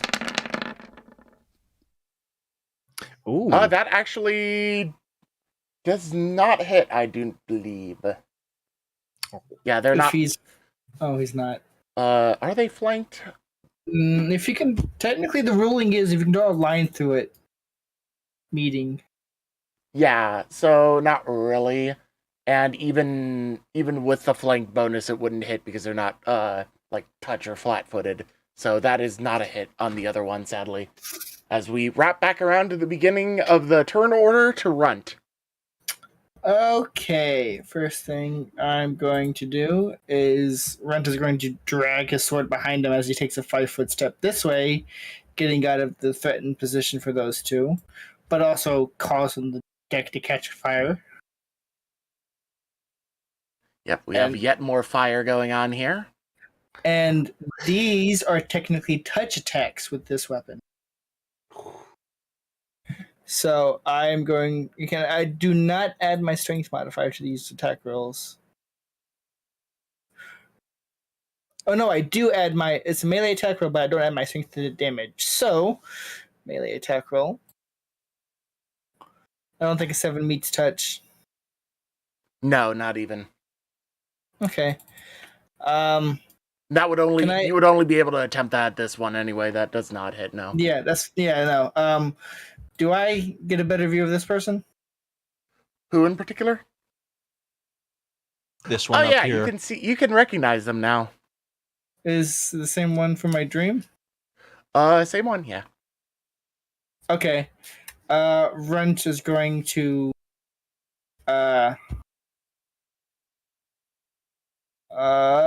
fuck it. I mean, he can't do anything else, but he's going to tell Gobbles where to go, and Gobbles is going to listen. All right. Gobbles is going to start moving as you dictate. You have control over the token, right? Mm-hmm. Gobbles has 30 feet of movements. Even though it's a cramped area, I will say that moving through allies is not an issue. Yep. Do that. Where is my ruler? My ruler is in between. Why is it 30 feet? He was right there, and it's not accurately gridded. I believe Gobbles has a reach of 10 feet. I didn't move his full movement, but I can if I need to.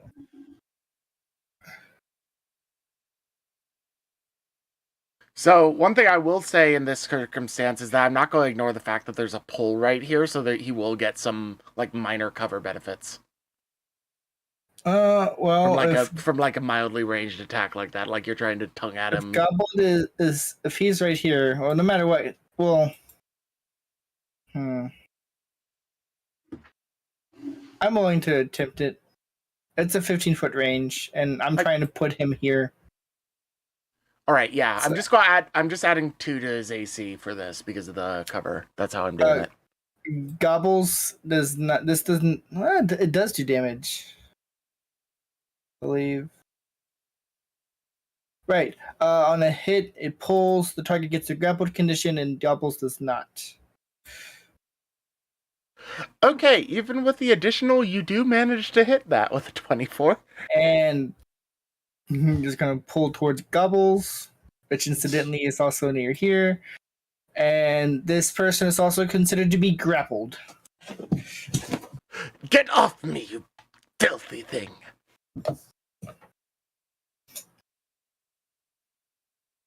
That would be the end of Gobble's turn, correct? That would be the end of Runt's entirety turn, yes. Yes. All right.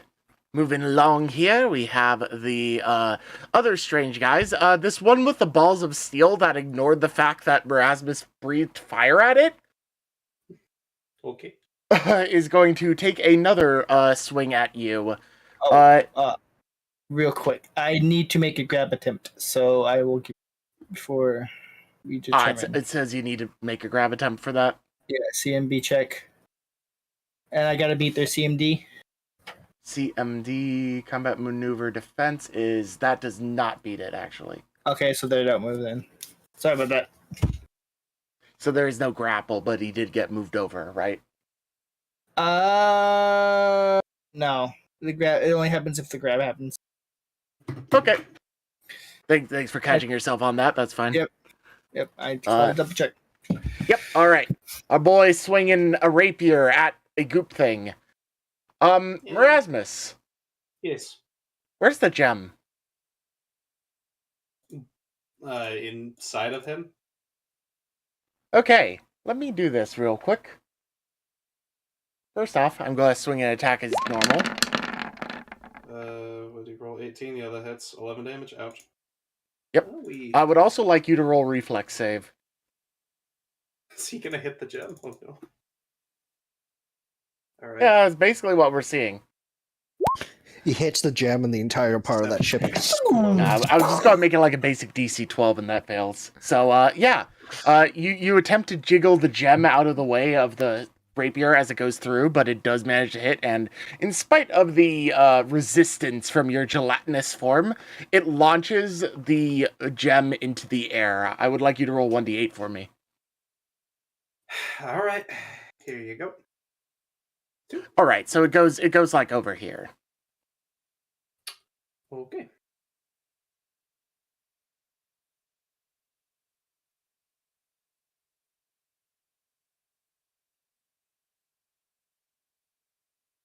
And that may or may not have relevance. It depends on how you run this. As that one is done, that one up there is dead. This one is in range of Runt and is going to attempt the same rapier swing. Or stab. Ooh. I'm going to roll with it. Alright.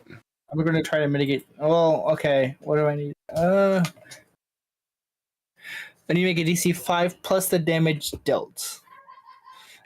I'm going to do the doubling thing, so... So 20, I got to beat a 20. Okay, let's see if I can beat a 20 with an acrobatics. Nope. No. I take the damage. That is going to hurt quite a bit as you take a well-positioned stab into a particularly painful portion of your body. Alright, and also I am staggered because I attempted this. Alright. Which means I can only do a movement or a standard. I'm just going to do that for like the staggered symbol. You can adjust your own health, right? I did. Alright. Oh, sorry. Yeah, I'm misreading which one it was. Because your health bars are overlapping for me. You don't see it, but they are on my end. Alright. Morasmus. Okay. Yeah, no, I'm not gonna go ahead and fall for some fucky-wucky death trap. I'm gonna play this smart. So, Runt, you feel a goopy hand on your shoulder, just like, dear friend, we're kind of in a pickle here. I have an idea. Just go with it. And, seemingly out of nowhere, a rope just seems to fall out of thin air. And, Morasmus grabs onto it and begins climbing up. begins to climb. And essentially just, as it reaches about 5 feet, he just goes, boop, out of reality. Hi. As he casts rope trick. Boop. I'm just going to give you the little ninja symbol there. I am going. Alright, here, let me put myself back then. Boop. Oh, there's two of them. It kept you on my end for some reason, so I was just able to drag you to re-exist you. Which Morasmus has never, never done this before, by the way. Just a rope appears out of nowhere, he climbs up it, and then now he's How would even Morasmus climb a rope? Conveyor belt. Just beep, beep. Oh, lovely. Beep. All right, so Morasmus has entered the goop dimension. Yeah. His brothers and sisters are I do believe that is the entirety of your turn for this round, right? It would be movement, and it would be my spell casting. Yep. All right. Moving along to the psychopath that none of you really seem to like at the moment. They pull out another sword from their hip, and just sort of laughing manically. This is gonna be fun, this is gonna be fun, this is gonna be fun. As they swing both of their weapons, well, they stab their rapier in and swing a short sword at the Chopal before them.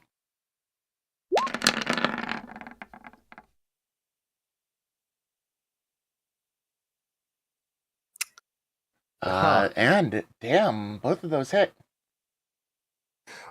Why do I feel like I'm gonna die?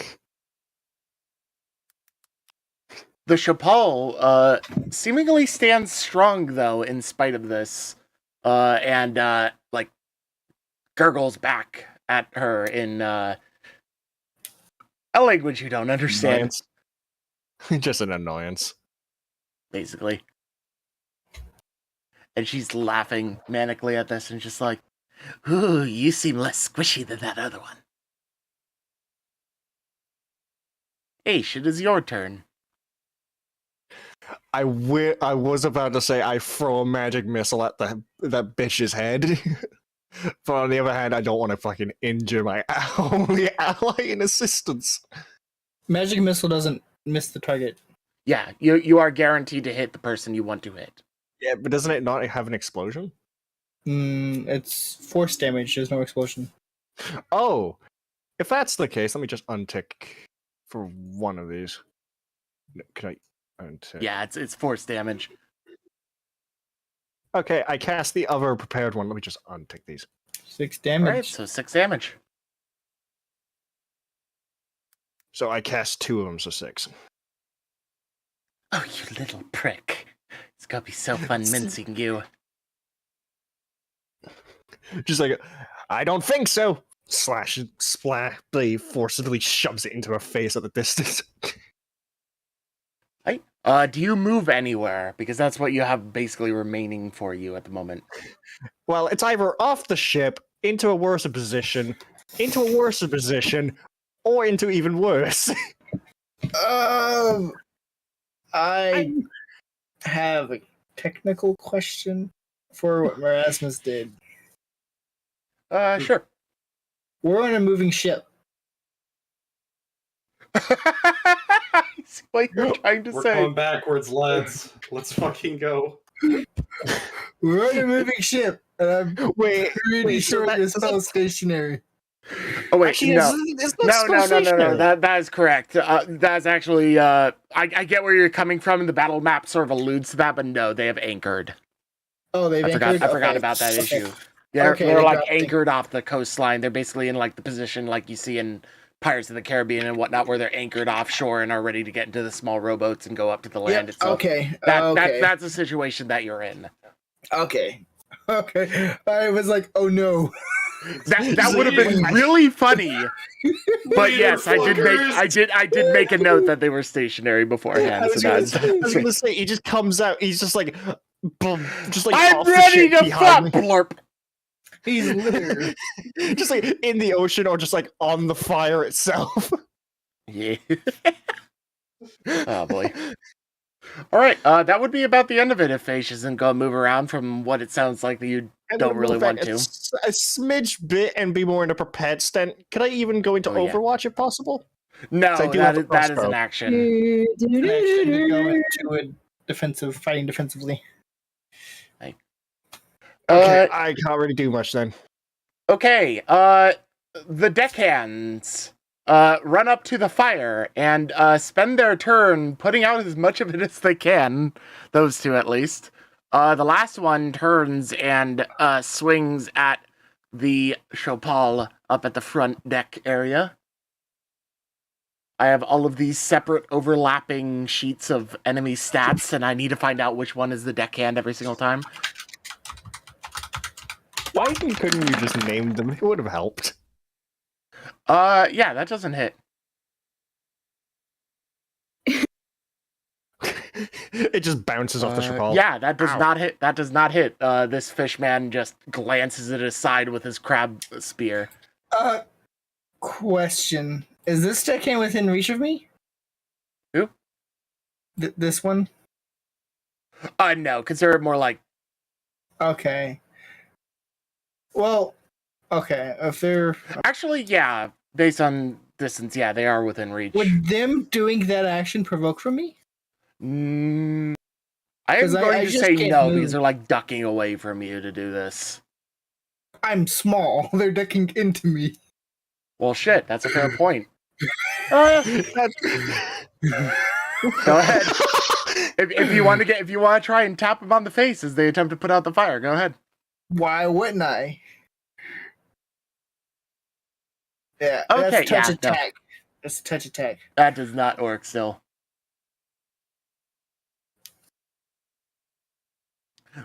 Good attempt though. I like it. Hey, you can't blame me for trying. No, I can't. Chaise, your primary target from a moment ago is now dead on the ground. Yeah, so I'm gonna call him number 13. Number 15. Burger King foot lettuce. Dead man on the ship deck. Fucking the boss guy... on my boat. But yeah, I'm going up to this guy, hit him with my longsword. Oh, yep. Go ahead and roll. Yay. I really wish I hadn't wasted my... Chase, I'm just so happy there. Just like, yay! I get to do fighter things. I get to decapitate people. I really wish I hadn't used my wild shape. Not sure if that hits. That would not, no. You don't get the flanking bonus, and even with that doesn't reach the AC. Did you want to take the other attempt with the -5? Sure, yeah. Let's see if that works. Yeah, that works. Actually, yes, that does hit with a -5 still. Yeah. Roll. That is okay. Chaise. Your initial target is killed before you get the chance, and you're a little bit miffed at that. And then you crawl over. Then you shift over here in your chair form or bowl form. I don't know where you are right now. As you come up to this other one, dealing with just having gotten back onto the boat and being stabbed at by this fish thing. He's obviously angry, speaking in that language that you still don't understand, as you just casually approach up, lift up your greatsword, and yet again add another head to your bag. I eat it. God damn it. Yeah, you add it to your bag, the bag being your stomach. All right, let's get the counter up. Or you know what? We got the budget. Let's get the counter up. We take it now to free. Right. And that would be the end of your turn, but very well done. If I had a nickel every time Chaise ate a head, I'd have 3 nickels, which is not a lot, but it's weird that it happened 3 times. But you see, Chaise doesn't know what a nickel is. Oh, boy. All right, so Mr. Gunner, right here next to Zephyr, is going to drop their gun, as they don't have the opportunity to reload it in face-to-face combat anymore. And whip out a longsword and swing at Zephyr. Bring it. 11 is less than your AC, I would gather, right? Yup. Right. They then take a 5-foot step back And that is the end of what they can do. This one person, right in front of Gobbles, sees Gobbles and is like, no, I would prefer not, thank you. And proceeds to hold up their staff again to do much the same thing. This one? Yep. Let's take a 5-step back. Do not believe there is any penalty for this one being done in melee combat. Are they casting a spell? Yeah, that would provoke attack of opportunity. They would provoke, and then they need to make a concentration check. They will do a 5-foot step back. They're underneath her, by the way. No, he's standing on top of her now. But they take a 5-foot step back and spray at Gobbles with this. That hits. 16 hits, 12 damage, acid damage. Check, no damage reduction. Ow. It's okay, Gobbles only has, total of 34 HP to start with. Yeah, he's not even winded yet. But that is the end of that turn. Go ahead and adjust the HP for me. And next would be Zephyr.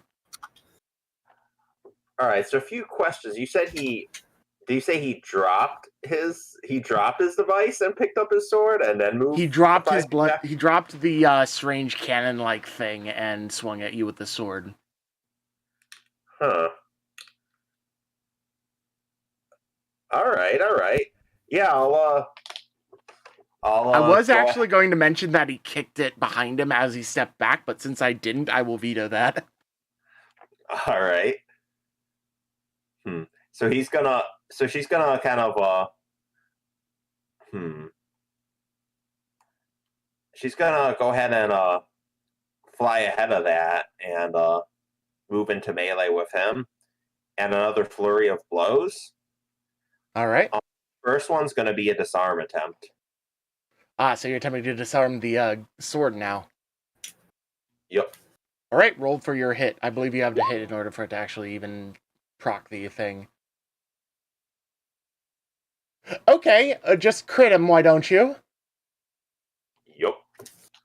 Goodbye, sword. Also, if you disarm someone while unarmed, you get their weapon. Not as impressive as she did while he had a gun, but I'm going to interrupt you right now and say you don't really need to disarm someone when they're dead. Okay, fair. Wait, just 2-tap that boy. You one of them was a crit. You disarmed them, literally. Yeah, you took the arms off. Your talon, as they're lifting up their sword to attempt, you readjust your hand, or your claw rather, your talon, to move slightly to the side and cut fresh through their upper arm, delimbing them quite disarmedly in the process as they bleed out from that sheer shock. Someone give this guy a hand. Shut the fuck up. Wow, it looks like he enjoyed himself for the entire month. God damn it. It was kind of a little, it's kind of like wavering back and forth slightly above him. Just like, gives herself just a little, whistle. Hey. As that happens, it is now the strange Flaunty boy's turn as he looks at you and sees this smoking thing in front of him. It's not actually this big, by the way. I just wanted to make sure it was obvious where it was on the map. Mm-hmm. He steps forward and kicks it next to Zephyr. Jerk. I'm going to count. I'm going to count that as a. Well, actually, no. He has a reach down, pick it up, and throw it over because this is a. I forget the term, but this isn't like a go straight down. This is a railing, so he can't just kick it over. So that is actually going to occupy the majority of his turn. But considering the kind of build that he has, he actually does manage to do something else still, as he pulls out another smaller strange tube thing and basically without looking, as if to be super flare and whatnot, shoots a round in the direction of our lovely little frog next to him. And please roll a natural 1. This is going to be the offhand of this. So 11 will miss. That's a misfire. No, like I said, it was the offhand, very explicitly. It's pistols. No, he only. So let me reiterate what I was trying to do. The second one is a 7 rolled. Is the actual thing. The first one, like, I'm counting the offhand because he wasn't able to get the main attack off. Oh. That's why I said it explicitly beforehand. We're only looking at the offhand. So I'm sorry. It looks really cool, and you were almost right, but no. As he fires and misses gobbles because he's not looking well enough. He's just like, gotta work on that. And now he can't reload because he's already moved. And yeah, that is the end of his turn. But there is now a bomb near Zephyr. The Chopal begin to move about again. This one simply does what they do and surges up here. This one moves over to this one that was attacking Morasmus earlier. That one's dead and starts moving towards the front of the deck. And the last one can actually take a swing at this psychopath. Let's see, you were here, so...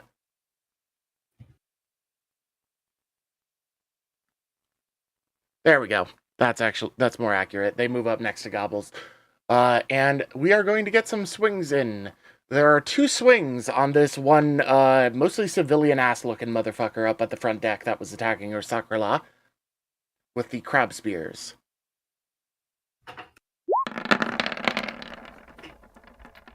Suffice to say, the bitch is dead. You know, looking at that damage, yeah, I think that motherfucker dead. Oh shit, he dead. Like, I think he's more dead than dead. I think his arms all over the goddamn ground. His head's off the goddamn board. Yep. So we got that. And the other one is going to stab at the back of this one that was paying attention to Morasmus. I'm not actually counting it as a flank because Morasmus has dipped out. But we got this other stab coming in.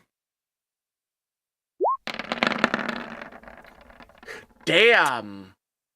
They aren't doing as well. They're not expecting this one to put up as much resistance as they do, as the stranger spins around and attempts to counteract with their own thrust of the rapier in a counterattack. Which does not hit, but they basically just exchange a useless set of blows against one another. The last one is not really in a good position to do anything against what's going on here. Let me double check something, though. That is... I forgot to change that. Yeah, they don't have that. So that is the end of that turn. Sakrala is going to begin moving forward. Sort of ravenously looking as he approaches the middle of the deck here. And at that point, stops and... let's see, I don't have the stats on me immediately. So I'm just going to adjust this mildly, and as he throws a fishing javelin at the one that the other Chopal is attacking nearby that was near Morasmus. So he's shooting a fishing javelin at this one over here.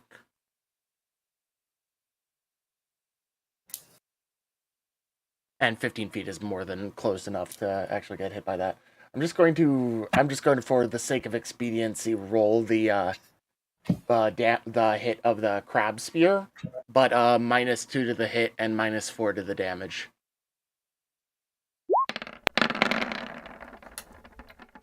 So that is a 22 with 12 damage, which is actually still pretty damn good, as it does hit and it does pierce. They are still standing, but obviously not happy, as is usual for people getting impaled by weapons, and they appear to be heavily winded. As we roll around to the next turn, we have a bomb going off. Oh. Let's go. At the start? Yeah, I was doing it as 2 turns length. I was keeping that hidden information from you because it's funny.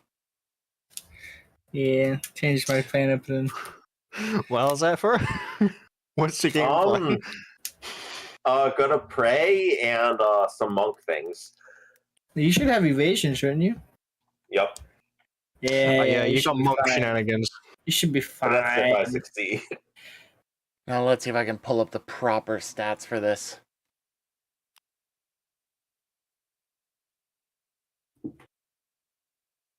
There was something for an alchemical bomb that I found at one point. I would need to pull it up again. Clickety clackety.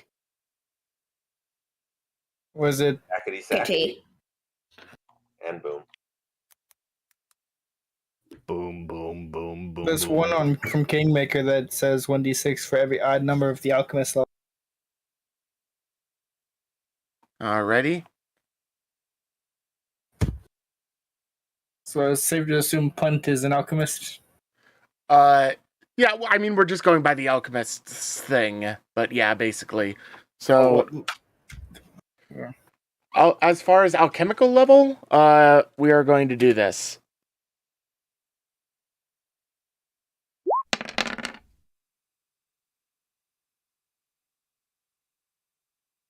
$12 damage. So bombs and explosives are not going to be the same on par with like a bullet or an arrow, as it is an all-encompassing But it's something you. If it requires a reflex save, monks have uncanny dodge. So if they pass the DC, they take no damage because monk bullshit. Yeah, so reflex save does have damage on this. So go ahead and roll a reflex save. It is let's see, the DC is equal to 10 plus half. So 10 plus 13. You're fine. Plus the intelligence. You are fine. Yeah. So no damage because monk bullshit. Because of evasion. If you make a save, I just imagine Zephyr does like a cartwheel, like not even an animated cartwheel. You just like hold out your arms and like T-pose style and spin in the air, and all the flame goes around you. Suction up the flame. Just imagining like Zephyr looking left to right, trying to figure out which way. Then I can just go up. I just want to add on the tricks. He just like spins. Instead of Zephyr being a harpy, it becomes a phoenix harpy instead. Evolution. Good. Evolution. Good. Death. When there's no way, just go up. But yeah, you are fine. The bomb goes off and does nothing. Wow, how anticlimactic for the bomb that you set up at the beginning of this entire combat encounter. Hey, it happens. Messed up armless dead dude a bit. Wow. Skip me, why don't you? Or actually, let's just assume that he was in the process of bleeding out, but like happened to live just long enough to look up and see this bomb. Does that mess up the fucking gun as well? I will determine that at the end when we actually look at loot. Right. So, Runt probably is too tunnel vision to have heard what Morasmus said at this point. His target's in the sight. He's gonna drag the blade as he's walking, probably provoking. Probably climbing over this table if it hasn't already been tossed asunder. Coming back to here. That will do a provoked attack. Yeah, that's fine. He's tunnel vision. So one attack from the deckhand and one attack from the more experienced deck soldier. As they both attempt to pierce the rapier into you as you pass by. By the way, that's more fire because he's dragging the blade behind him. Oh yeah, I got it. None of those Wow, hit. they both miss. Zephyr, if you look, you can see who he's focused on, if that would give you a hint. Yeah. Because Yeah, he just ignored that group. Yeah, she can get that hint. She's not too pleased about him herself, contemplating this hole in her chest. Being shot with 2 different rifles and a pistol. Oops, I accidentally just swapped us over to Wrath and Glory for a second there. That's my bad. But yeah, just a heads up. In order to get up, you have to go around like so. Oh yeah, no, it's. Oh, well, yeah, Gobbles will go there. Well, if that's the case, he wouldn't go there. From here, he probably would start making his way. This would be his final position. That's fine. And Gobbles is going to attempt a bite.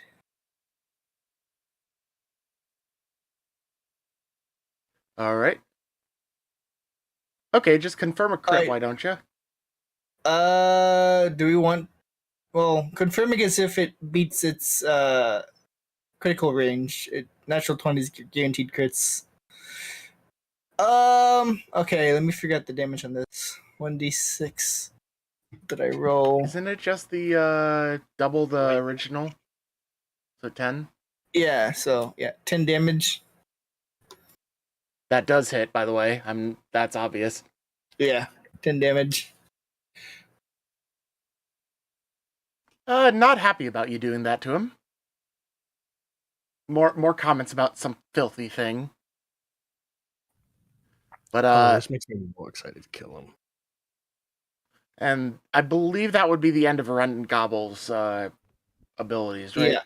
Yep. All right. These other guys this one's going to swing around and try and swing at the Chopal thing. This other one is like, where the fuck is that thing going, and chasing after you. Is he walking through the fire? He's standing on fire. Burn, baby, burn. True.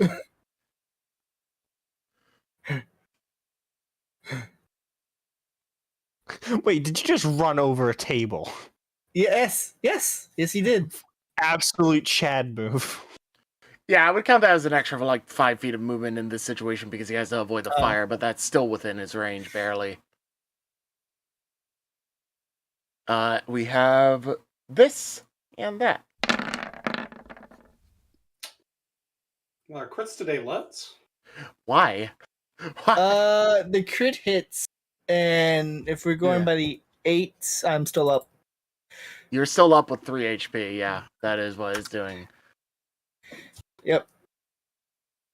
The other one does not hit, actually, as the Chopal ducks aside. But Runt in his tunnel vision having a real bad time. That is the end of their turn. It's now Morasmus. So, as being the spiteful motherfucker, as he's like looking out from his invisible window from the spell, he's just like, "That fucking orb!" As he's going to go ahead and attempt to slide back down. Since this guy's distracted, should I roll stealth to possibly sneak past him without getting an attack of opportunity? You are barely out of range enough that attack of opportunity isn't a thing for you to worry about. Okay. I am going to go ahead. I'm going to go to it. I'm going to grab it. And I'm going to go ahead and begin shaking the orb again. He's just like, "Why won't you fucking work?" As he's like shaking it in this direction. Which is going to be, I guess, his version of using magic device. Hopefully this works. You are able to deduce that shaking it is not how you activate this thing. All right then. Well then. You can. I will give you like one more guess as to what you have to do to this thing to activate it, and see if you can figure it out. Yeet! You said that, or I asked if I could use Identify on it, like back a while ago, but you didn't get the results of that. Oh wait, no. You went ahead and did the whole talkie thing. Oh yeah. Sorry about that. There's Identify for you. All right, yeah, you spend enough time with it to do that, you've sort of been in like this combat haze for a short bit, and it slowly dawns back upon you as my excuse for not telling you earlier. Shut up. You are under the impression that Runt's impression might be correct in some capacity.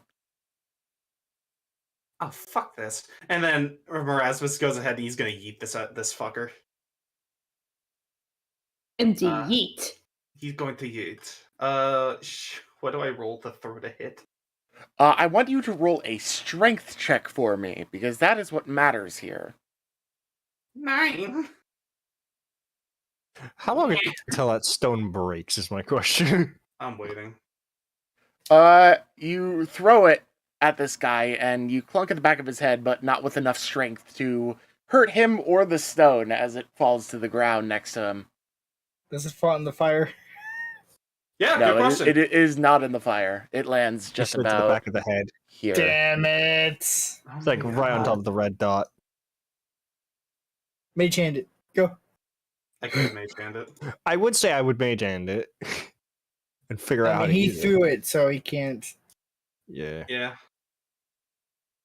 Yes, that's the. Is that the end of my turn? You can still move a bit. Like you basically moved like 5 feet out of the portal, and I won't really count that. Okay. Is that guy? Yeah. No. Fuck it. I'm gonna move up to this lad and fucking reabsorb my orb. Just do it. Yeah, so you move within combat range, but he's just like, what the fuck is going on? He's too busy distracted pointing at that fire to care. Yeah. Oh, yeah. God. All right, that would be the end of your turn, as is now a designated psychopath's turn.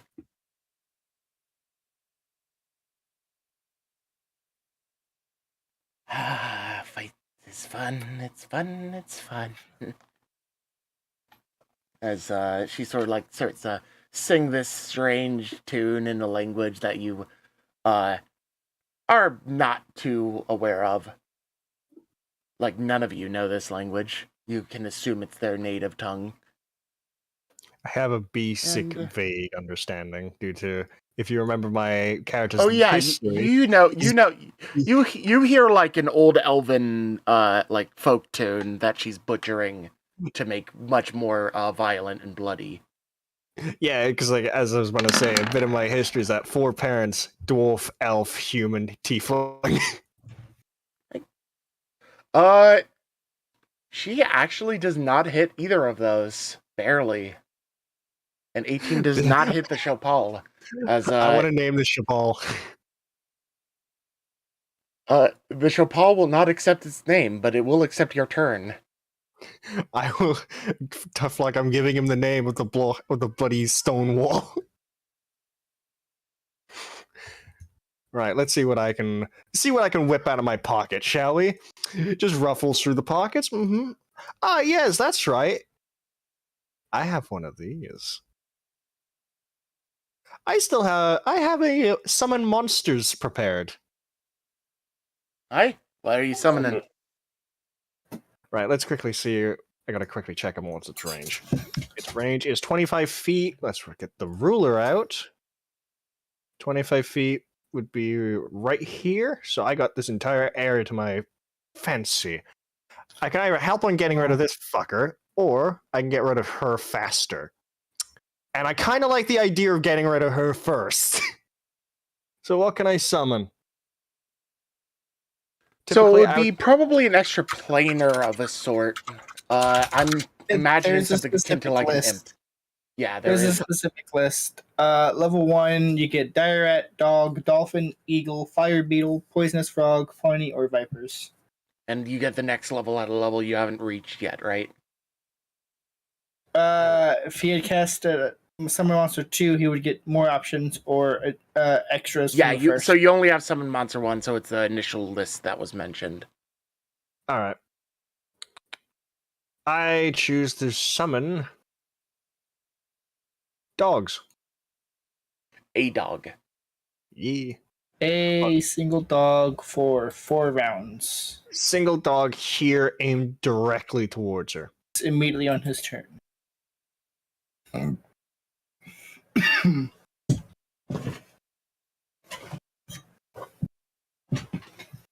This thing is not being cooperative with me getting the thing out. I was going to say, can I also use my crossbow? But do I have any bolts though? Is this a full action or a casting time 1 round? So that would be... So that would be his entire turn. Yeah, never mind. Scratch.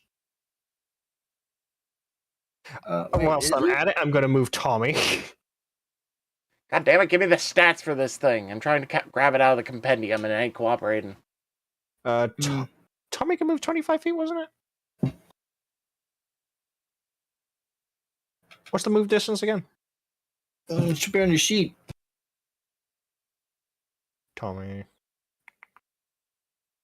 Where's moving?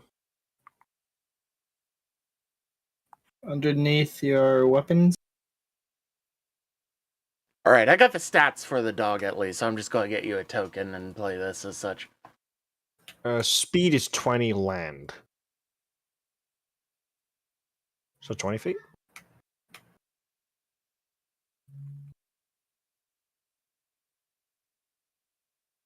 So my assumption is the Tommy can go here. Just about, yeah. So, click on the token and then hold right-click as you move it, and it'll show a ruler. If you click right-click again, you'll set a position that moves to, and then you can keep moving until you release it. I can't figure out how to do that. Oh, fuck it. Left-click and hold on to thing. Right-click when you get to one spot. Right-click when you get to another spot. Right-click when you get to the last spot. Release. It'll show stuff.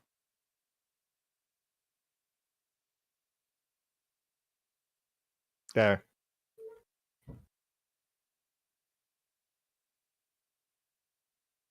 There you go. Alright, yeah. And you're good. And as for this dog, I gather you want it to do its attack, right? Attack on the girl, yes.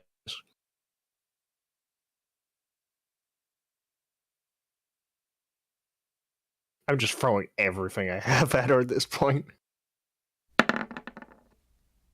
I'm actually short one, so that's actually 15. Which, does that even hit her?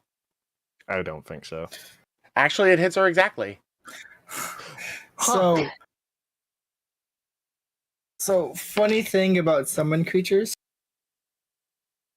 they get once a day when they're summoned, they get smite good or evil. I've summoned the dog one once before. Right.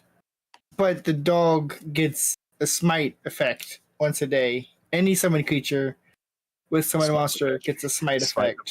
Smite the bitch. You know exactly who I'm targeting that. It adds its charisma bonus, unfortunately, which is 0. But it also adds... Smite the bitch. No, it adds its hit dice to the damage. So its hit dice is a 1d8. D8. So adding 2 damage. 7 damage. It's adding 7 damage to the 2 that rolled for its initial bite attack. In first place is 9. She does not like that. It hurts. It's a very big bite. Ow, ow, ow, ow, ow. I summoned a German Shepherd from hell. Fuck you, bitch. That is one thing I like about summon creatures with playing Summoner, because they get that, but their summons, instead of lasting rounds per level, they last minutes per level. Yeah. And one of the tactics a friend of mine would use would be summoning swarms of eagles, which summoning them next to someone gets shut the fuck up. Yeah.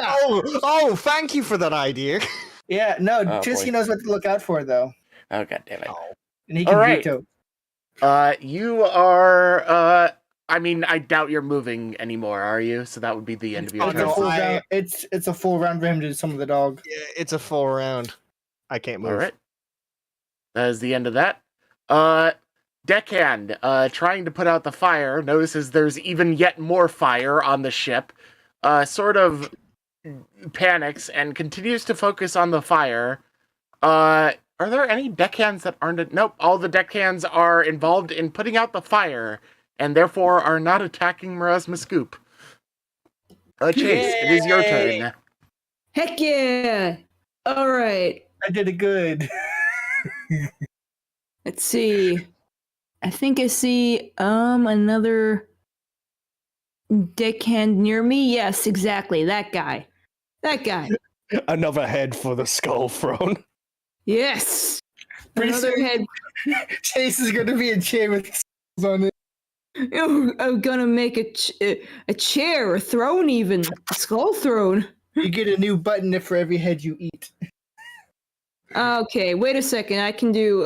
Let's try this again. Let me see if that first one hits, actually. Hold up a Oh, moment. okay. Yeah, the first one does hit, and, Second one doesn't hit. Actually, the second one does hit. He has an AC of 16. Okay. -5 because of the. Remember? Oh, yeah, true. But the first one is enough to kill it anyway, so add another head. Yes. Jesus, what's that? 7 now? We're at we're now at 4. Yeah, Actually, we're up to 4, actually. You're actually keeping. I'm using the doodle. I need to update it. Gotcha. So now your feet have skulls on them. One for each foot. Wait, I damn just it. missed it because I had to replug my mic. She got another head. She's up to 4 now. How long until Chase just starts screaming the Cornite fucking phrase? No idea. But what I do know is that, hey, mage lady, no like thing. Mage lady use, try and murder thing attack. More acid, basically, to put it quite simply. Does she know so anything she's besides attacking. Gobbles? She's attacking the Shopal and, Tommy? well, she would be hitting Tommy, but that's not a thing. But she misses the Shopal anyway, and it doesn't fucking matter. And her turn leads to basically nothing. It is now Zephyr's turn.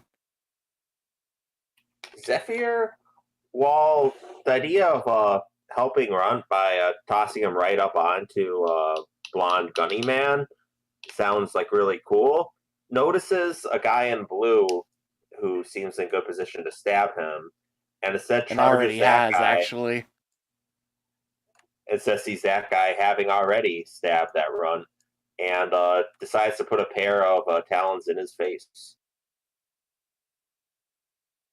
So I gotta Luckily, be you're like, flying. keep in mind that Hopefully orange it and works. red area is fire, so. But she can fly over it, can't she? Yeah, you can fly over it, but if you're hovering above it, you might get some minor flame damage. Because, Ooh. fire does, heat does rise. Could As she I tried fly? to manipulate earlier. Could she fly to roughly here? Even if You it gets a can get chance like to over here on the opposite side, and that'll count as flanking now. So a plus 2 to your hit. So go ahead and do that. Oh, it's nice. Yeah, so she's gonna do that and then swing some talons at his face. Flurry of blows, I gather? Yep. Yep. So All a right. 16 and a 23. The first one does not hit. Actually, wait, yeah, we haven't added the plus 2. The first one barely hits, and the other one hits too. So that is 21 damage to this guy, who stops paying attention to the goblin and turns to the thing that has harmed it more than anything else in the last, year? 23. Hey, give him a nice little, just scratch his 23, back a right. 11 and 12. I was thinking something weird. All right. So yeah, they are not happy. They're still up, but they're not happy. And they're not paying attention to Runt anymore because Runt ain't doing shit to them. Nice. That is the end of that turn. And finally, it is now the golden-haired boyo's turn. And he's just like, this filthy thing. Ribbit.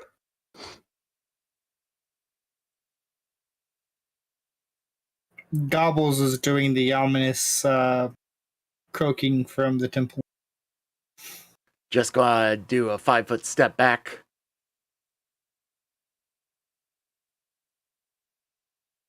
I forget. I should ask, since Gobble's tongue has reach, it doesn't matter. But he doesn't know that, does he? Or does that matter? You can do like a tongue attack, but it won't grab. Okay. Right, because I was like, Gobbles has reach. Yeah. He would not have been aware of that. You can go ahead and do that attack on him, but you do not get the grapple attempt. So he's casting another spell, I'm guessing, Gobbles? He's not casting a spell. He's stepping back and grabbing more pistols from his brace and shooting. Oh, so he needs to reload first. No, brace of pistols. He has multiple. Oh. Yeah. What? Did you think a guy who does guns wouldn't have a shit ton of guns? Firing in melee, technically, he is still firing in melee, so provoke. Let's see. So I do believe there is something that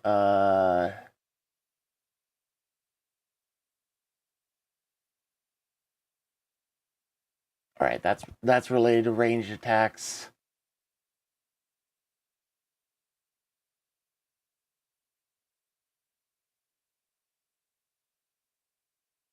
Alright, yeah, none of these really apply in that situation. So it is a shot in melee range. But technically, since he has reach.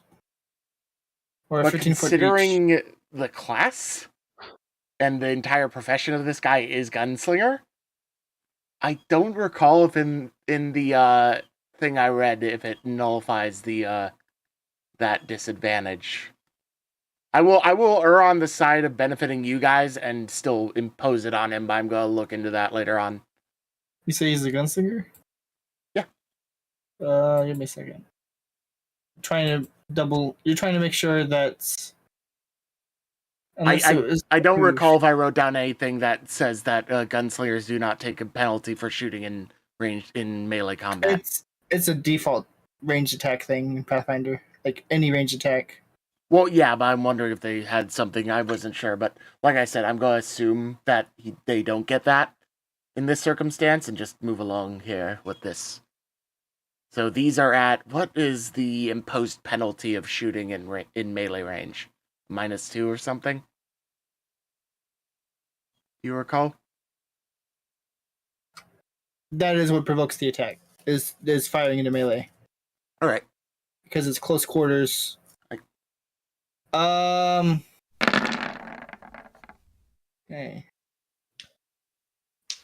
The 15 hits, but the 11 does not.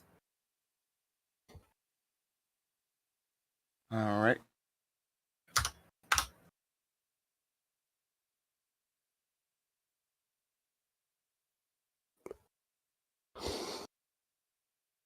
It's 4.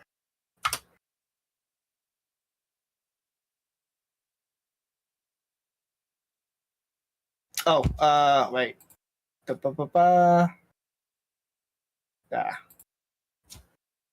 Don't hit.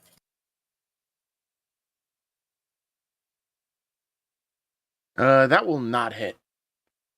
I mean, that's pretty obvious because most things don't have an AC less than 10, but... Alright, so he gets 1 hit. It is sadly less thrilling than he had hoped. Only dealing 4 damage. You already subtracted that, right? Yep. Alrighty, and that is a rather uneventful end to that long conversation. I'm sorry. No, it's fine. It is now once again the turn of the Chopal. As boys, you mean? they continue to move along. So the Chopal are themselves, I will say. Wow,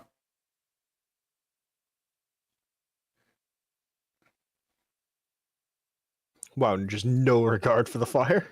Yeah, so he's just going to take that fire damage on the chin.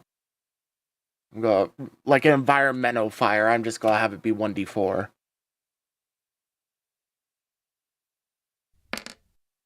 I'm absolutely thankful for the reinforcements. So he just takes a decent chunk of damage from the fire as he flies over it. The other ones come up by Morasmus Goop. One of them actually in range to do something, the other one not so much. And this last one moves up towards this one that has been throwing acid shit at him. And a bunch more spear stabbies.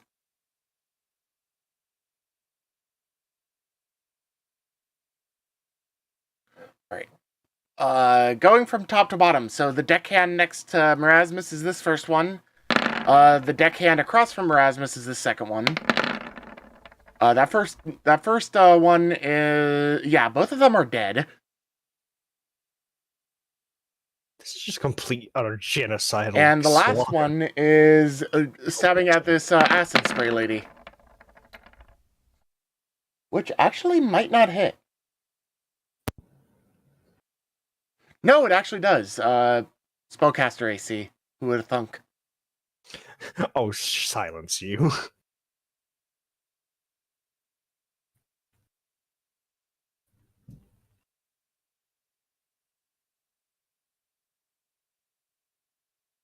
So, those two had successfully taken care of that small area of fire, but now they're both dead, and now nobody is stopping the fire on the ship. And the spellcaster is definitely winded. Still somehow up, but winded.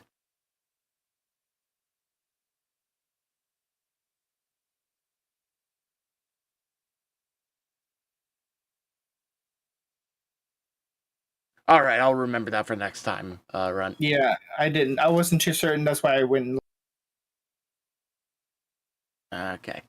But, yeah, that is about the end of that for the Chopal as they do the damage. Or Sakrala, going past Morasmus and not really able to get anywhere to do anything as we move to a new turn order with Runt again.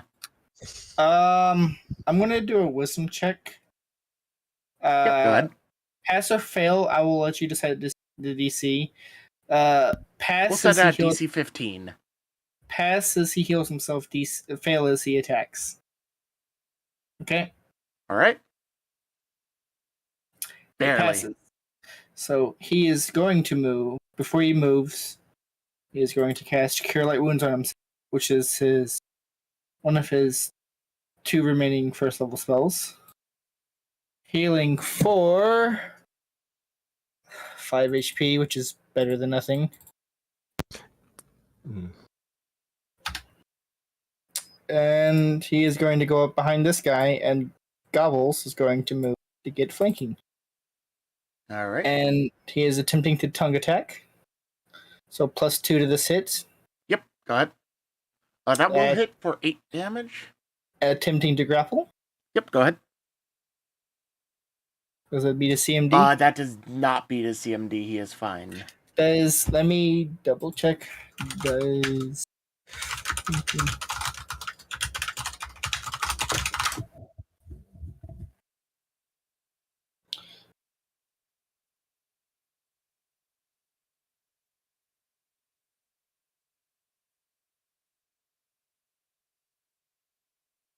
What are you checking? Okay, I'm trying to see if flanking would add to the grapple.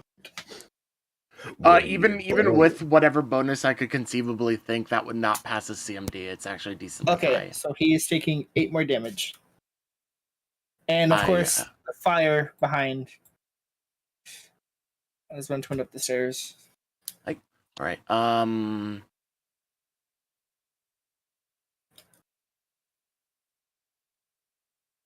there we go. Obviously not happy about any of this. The swashbuckler, I'm just gonna say what they are, that's what it is. The one that Zephyr fucked up a bit, turns around and attempts to fuck you up right back. As we get these swing in from a rapier. Oh boy. Damn. 18. That is... Yeah, 18, it would still down you. Wow. Do you have anything that you might be able to use to try and get out of that situation? Okay, are we doubling the dice or doubling the... We're doubling the first dice, so yes, 18. No, because it's dice and modifier included in this one. So is it doubling the dice or just doubling the entirety of it? I'm just doubling the damage. The first damage roll is what I'm going with. Okay. So yeah, 18. That's what I've been going with in my head. That's what I'm sticking to. Completely understandable. Yeah, I mean it's a melee attack, and I mean the fact that she'd be flying like a few feet above him, I imagine doesn't really factor into this. So yeah, that yeah, Zephyr gets taken down. You are now on the ground. Thankfully, not on the fire though. No, you are not in the fire. You are next to it, but you're not in it. Some would say that's on the bright side. You're grounded. I'm sorry. No more Xbox for you. God damn it. Yep. But So yeah. Hopefully this man does not stab me. Someone please bash his head. And with that, he moves over here slightly to try and stomp out the fire. But doesn't get anything started this turn. That's just his intent next turn. But is in the fire, because that is where one was. He's next to the fire, ready to stomp it out in a moment. That's basically where I'm calling Morasmus, now's your chance. Morasmus, what do you mean?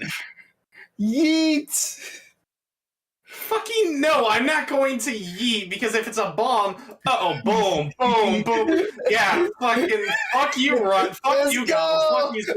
TPK, let's go. No, I'm not gonna fucking do that. I did have a question. You know, fuck this campaign, but no. Me and Chaise would be the only ones alive then. No. And Morasmus, he'd just have a few extra kills under his belt, and Chaise would have a few heads to eat. Oh, fair. All right, what's up with your question? I wanted to ask, this looks like a grate here. Is this, open? Oh, yeah, it is as it appears. It's an open, you can walk across it, kind of great, but it leads to the lower deck.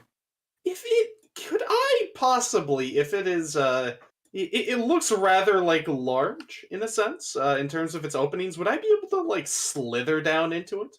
Yeah, you should be able to move through it.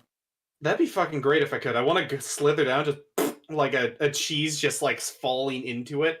And then I want to spend a lot of my turn just using burning hands under the decks, just fucking with people. Just completely, we're taking care of the fire on the inside. Meanwhile, Morasmus is just swearing like a sailor, just fuck this ball, fuck this ship, fuck this sword. Yeah! He's just burning it all from the inside out. Would you like me to cast Burning Hands? I mean, considering you're doing it as more of an environmental effect, you don't even really need to. You just start to set fire around up there. Yeah, I'll put the ninja thing on to show that I'm under the deck. That works. All right. Yeah. Next we have Psychopath. Who I assume is on half health by this point. Not very happy. Simply looking at this situation, it's just the fight is good, but the blood is bad. Oh, there's no running away from you, witch.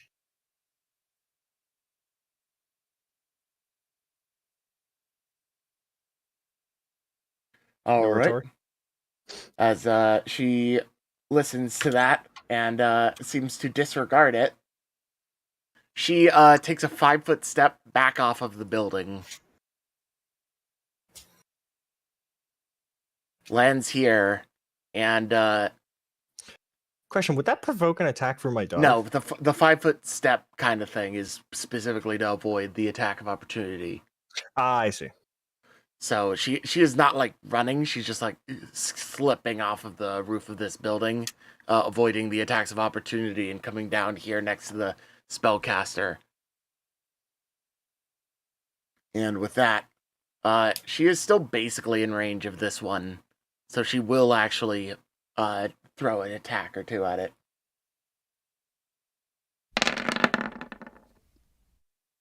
Neither will hit, and she is getting extremely frustrated. She's panicking. So they won't bleed! If it doesn't bleed, we can't kill it. Not now, Elsie. As it is Aish's turn. Dog moves up to a normal physical attack position. I move up a bit.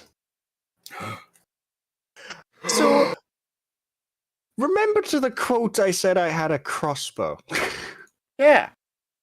I'm gonna take a pot shot. And see if I can dome the bitch through the skull. I am killing this less. There is the disbenefit of shooting into melee range. Yep. So is that a minus 4? -4. -4 to hit. Well, I'm just rolling the damn thing. Which one would it be? The crossbow, assumedly. Ranged attack. That does not hit. You attempt to shoot it, you miss aim a little bit, and you actually hit the rim of the little pagoda thing that you're on top of. And it just bounces off harmlessly. And now, my second phase. Can Tommy... How much damage can Tommy do? Because I've not actually tried something with Tommy. One. That is not even fucking Tommy worth is it. Tommy is not a combatant. That is not his intent. Well, I have plans for you, Tommy, in the future. What else can I do in my phase? I'm pretty sure I've just busted it all, haven't I? Your dog can attack because it takes a turn after you. Do I have enough chance to cast one more spell or nah? You've attempted to attack already. Yeah, you've used your action. Yeah, dog attacks then. This is normal bite attack, no bonuses. That does not hit her. And I believe at this point the dog vanishes. This is turn 2 out of 4. Oh, 4 turns. I thought you mentioned 1 turn. I was wondering for a second. 1 round per level. Oh, okay. Aren't you guys still level 3, or have you gotten to level 4? I forget, actually. I'm 4. Oh, wait. Are we 3? 4. All right, you're 4. Yeah, we're 4. Yeah. Because I have wild shit. Oh, yeah. I don't even need these guys in the turn order. They're all dead. Chaise. Hey. See. So you aren't really close to any enemies at the moment, and there is some fire in the way, but you could use your turn to double move. Yeah, double move to catch up with the party. So basically go over here. Right.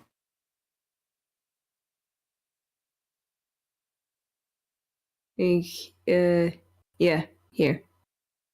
I think that would wind up being a total of 1 move about for you from where you were, so you can... Wait, was your movement speed... Your movement speed was it 15? It's... I don't think yours was that low. I think it was 25. Movement speed. I thought it was something higher. Movement speed is 30. Speed 30 land, yeah, so that's 1 move out of 2. Okay. That you can do. So you can move another again. 30 feet. Sort of here-ish? Yeah, that's 20 feet. What's on top of someone? Yeah, you're in melee combat with that swashbuckler that's still there, that down Zephyr. You don't have a chance to do an attack because you used your action to move extra. Yeah.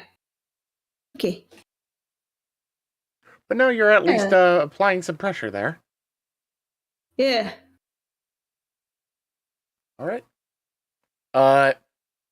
Sorceress does a 5-foot step back under the pagoda yet again, and acid splashes at this one thing that they don't want to have in front of them anymore. Miss.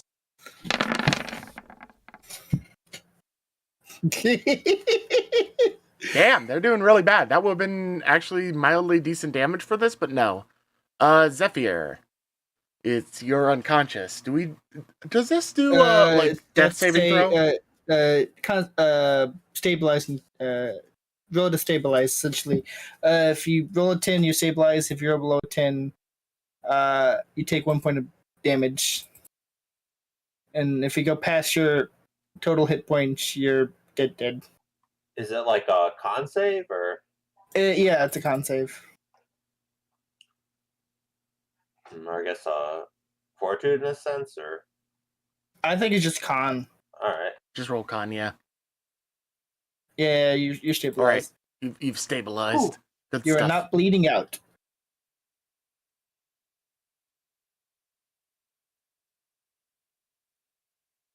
All right. It is now Blonde Boy's turn. And you look at this one, see the fire. He looks around, sees a fire on his ship, and is just like, "You detestable creatures." Halsey, we're leaving. And he pulls out something from his hand, and he is going to attempt to do something that you have a small chance to counter. It's going to be a reflex save, DC 18. So I will allow you to do that, Runt. No dice. What about Gobbles? Gobbles can do so, but it's going to be even harder for him. Fuck it. We got it. No, Nope. Fuck. I'm sorry to say that he pulls out a strange spherical object and launches it at the ground. In a sudden, splashing, hissing noise, the fire at the top of the staircase goes out as a massive cloud of smoke comes up, and the other woman ducks to the side into it, and the next thing you see is the smoke fade, and they're both gone. And that would conclude our combat, as I'm pretty sure you can all take care of the last swashbuckler just fine. We could take him prisoner. I mean, if you want to do so, yeah, basically you have a pretty good I'll chance take him prisoner. But keep in mind the ship is still burning all around you. Oh, I was referring to the caster, not the swashbuckler. That guy. Chaise, do you want a free head? Oh yeah, and the caster you could overpower easily too. If only someone had a counter spell, that could have worked. Oh, I don't have counter spell. Number The question 4. is, Oh no, I'm just crossing down the 4th head. yeah, I've been watching that in but he sketches you draw the picture with more and more lines. Runt is gonna walk to the sorceress and just. Oh wait, there's already 4. This is number 5. I have to do the thing. Yeah. I'm also gonna drop down in front of the sorceress and demand. Runt is just going to he's just gonna gut the sorceress, like just shove it in there. He is furious. A vengeful spirit. And in a choice of my character, Asch is just not gonna even bother stopping him. He understands at this point. Hi. And with that, the combat is all done and over with. Every single member of the crew, minus the 2 that escaped, is now gone. And what you notice that wasn't really a huge thing on your minds, considering the immediately apparent combat around you. You turn and look at the ships around you, off in the distance, and basically all of them are sinking right now. Oh, So I that's see. what Orsolaka did when he first jumped on the ship. Mm-hmm.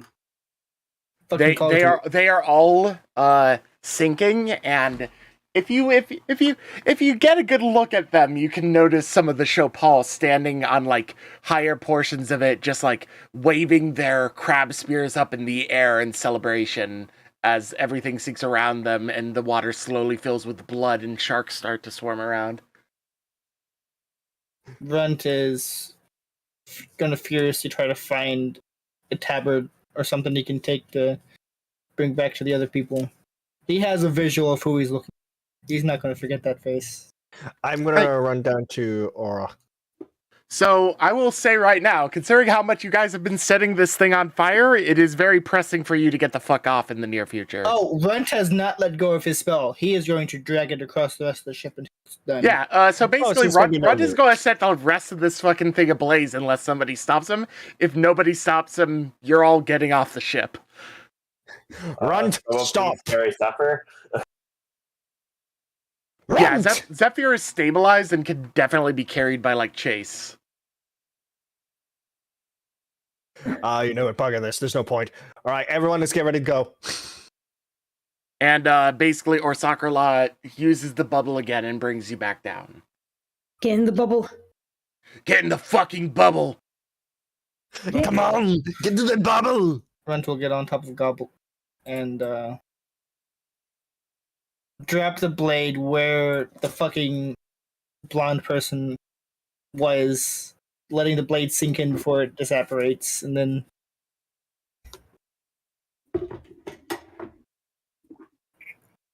You all return to this underwater realm of the Sereshaliin.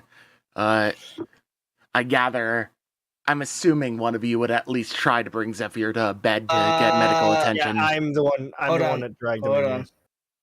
What's up, Brent? Yeah, Runt will snap out of it and he'll cast Cure Wounds on Zephyr. Alrighty. So you manage to pull yourself a bit out of this blood rage of yours as you heal Zephyr for 11 HP. Solid. And with that, as you return here and combat stops, you know that there's something out there still that wants you all dead. Especially considering you burned its entire fleet.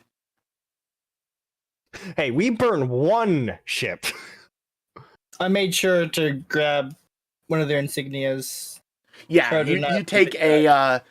basically what you do is you take the ripped, what looks like a mostly intact remains of a tabard off of one of the soldiers and rip it off with their insignia on it. So you have basically what would be the kind of thing that a sailor would wear underneath the minimalistic armor they have with the symbol of this faction on it.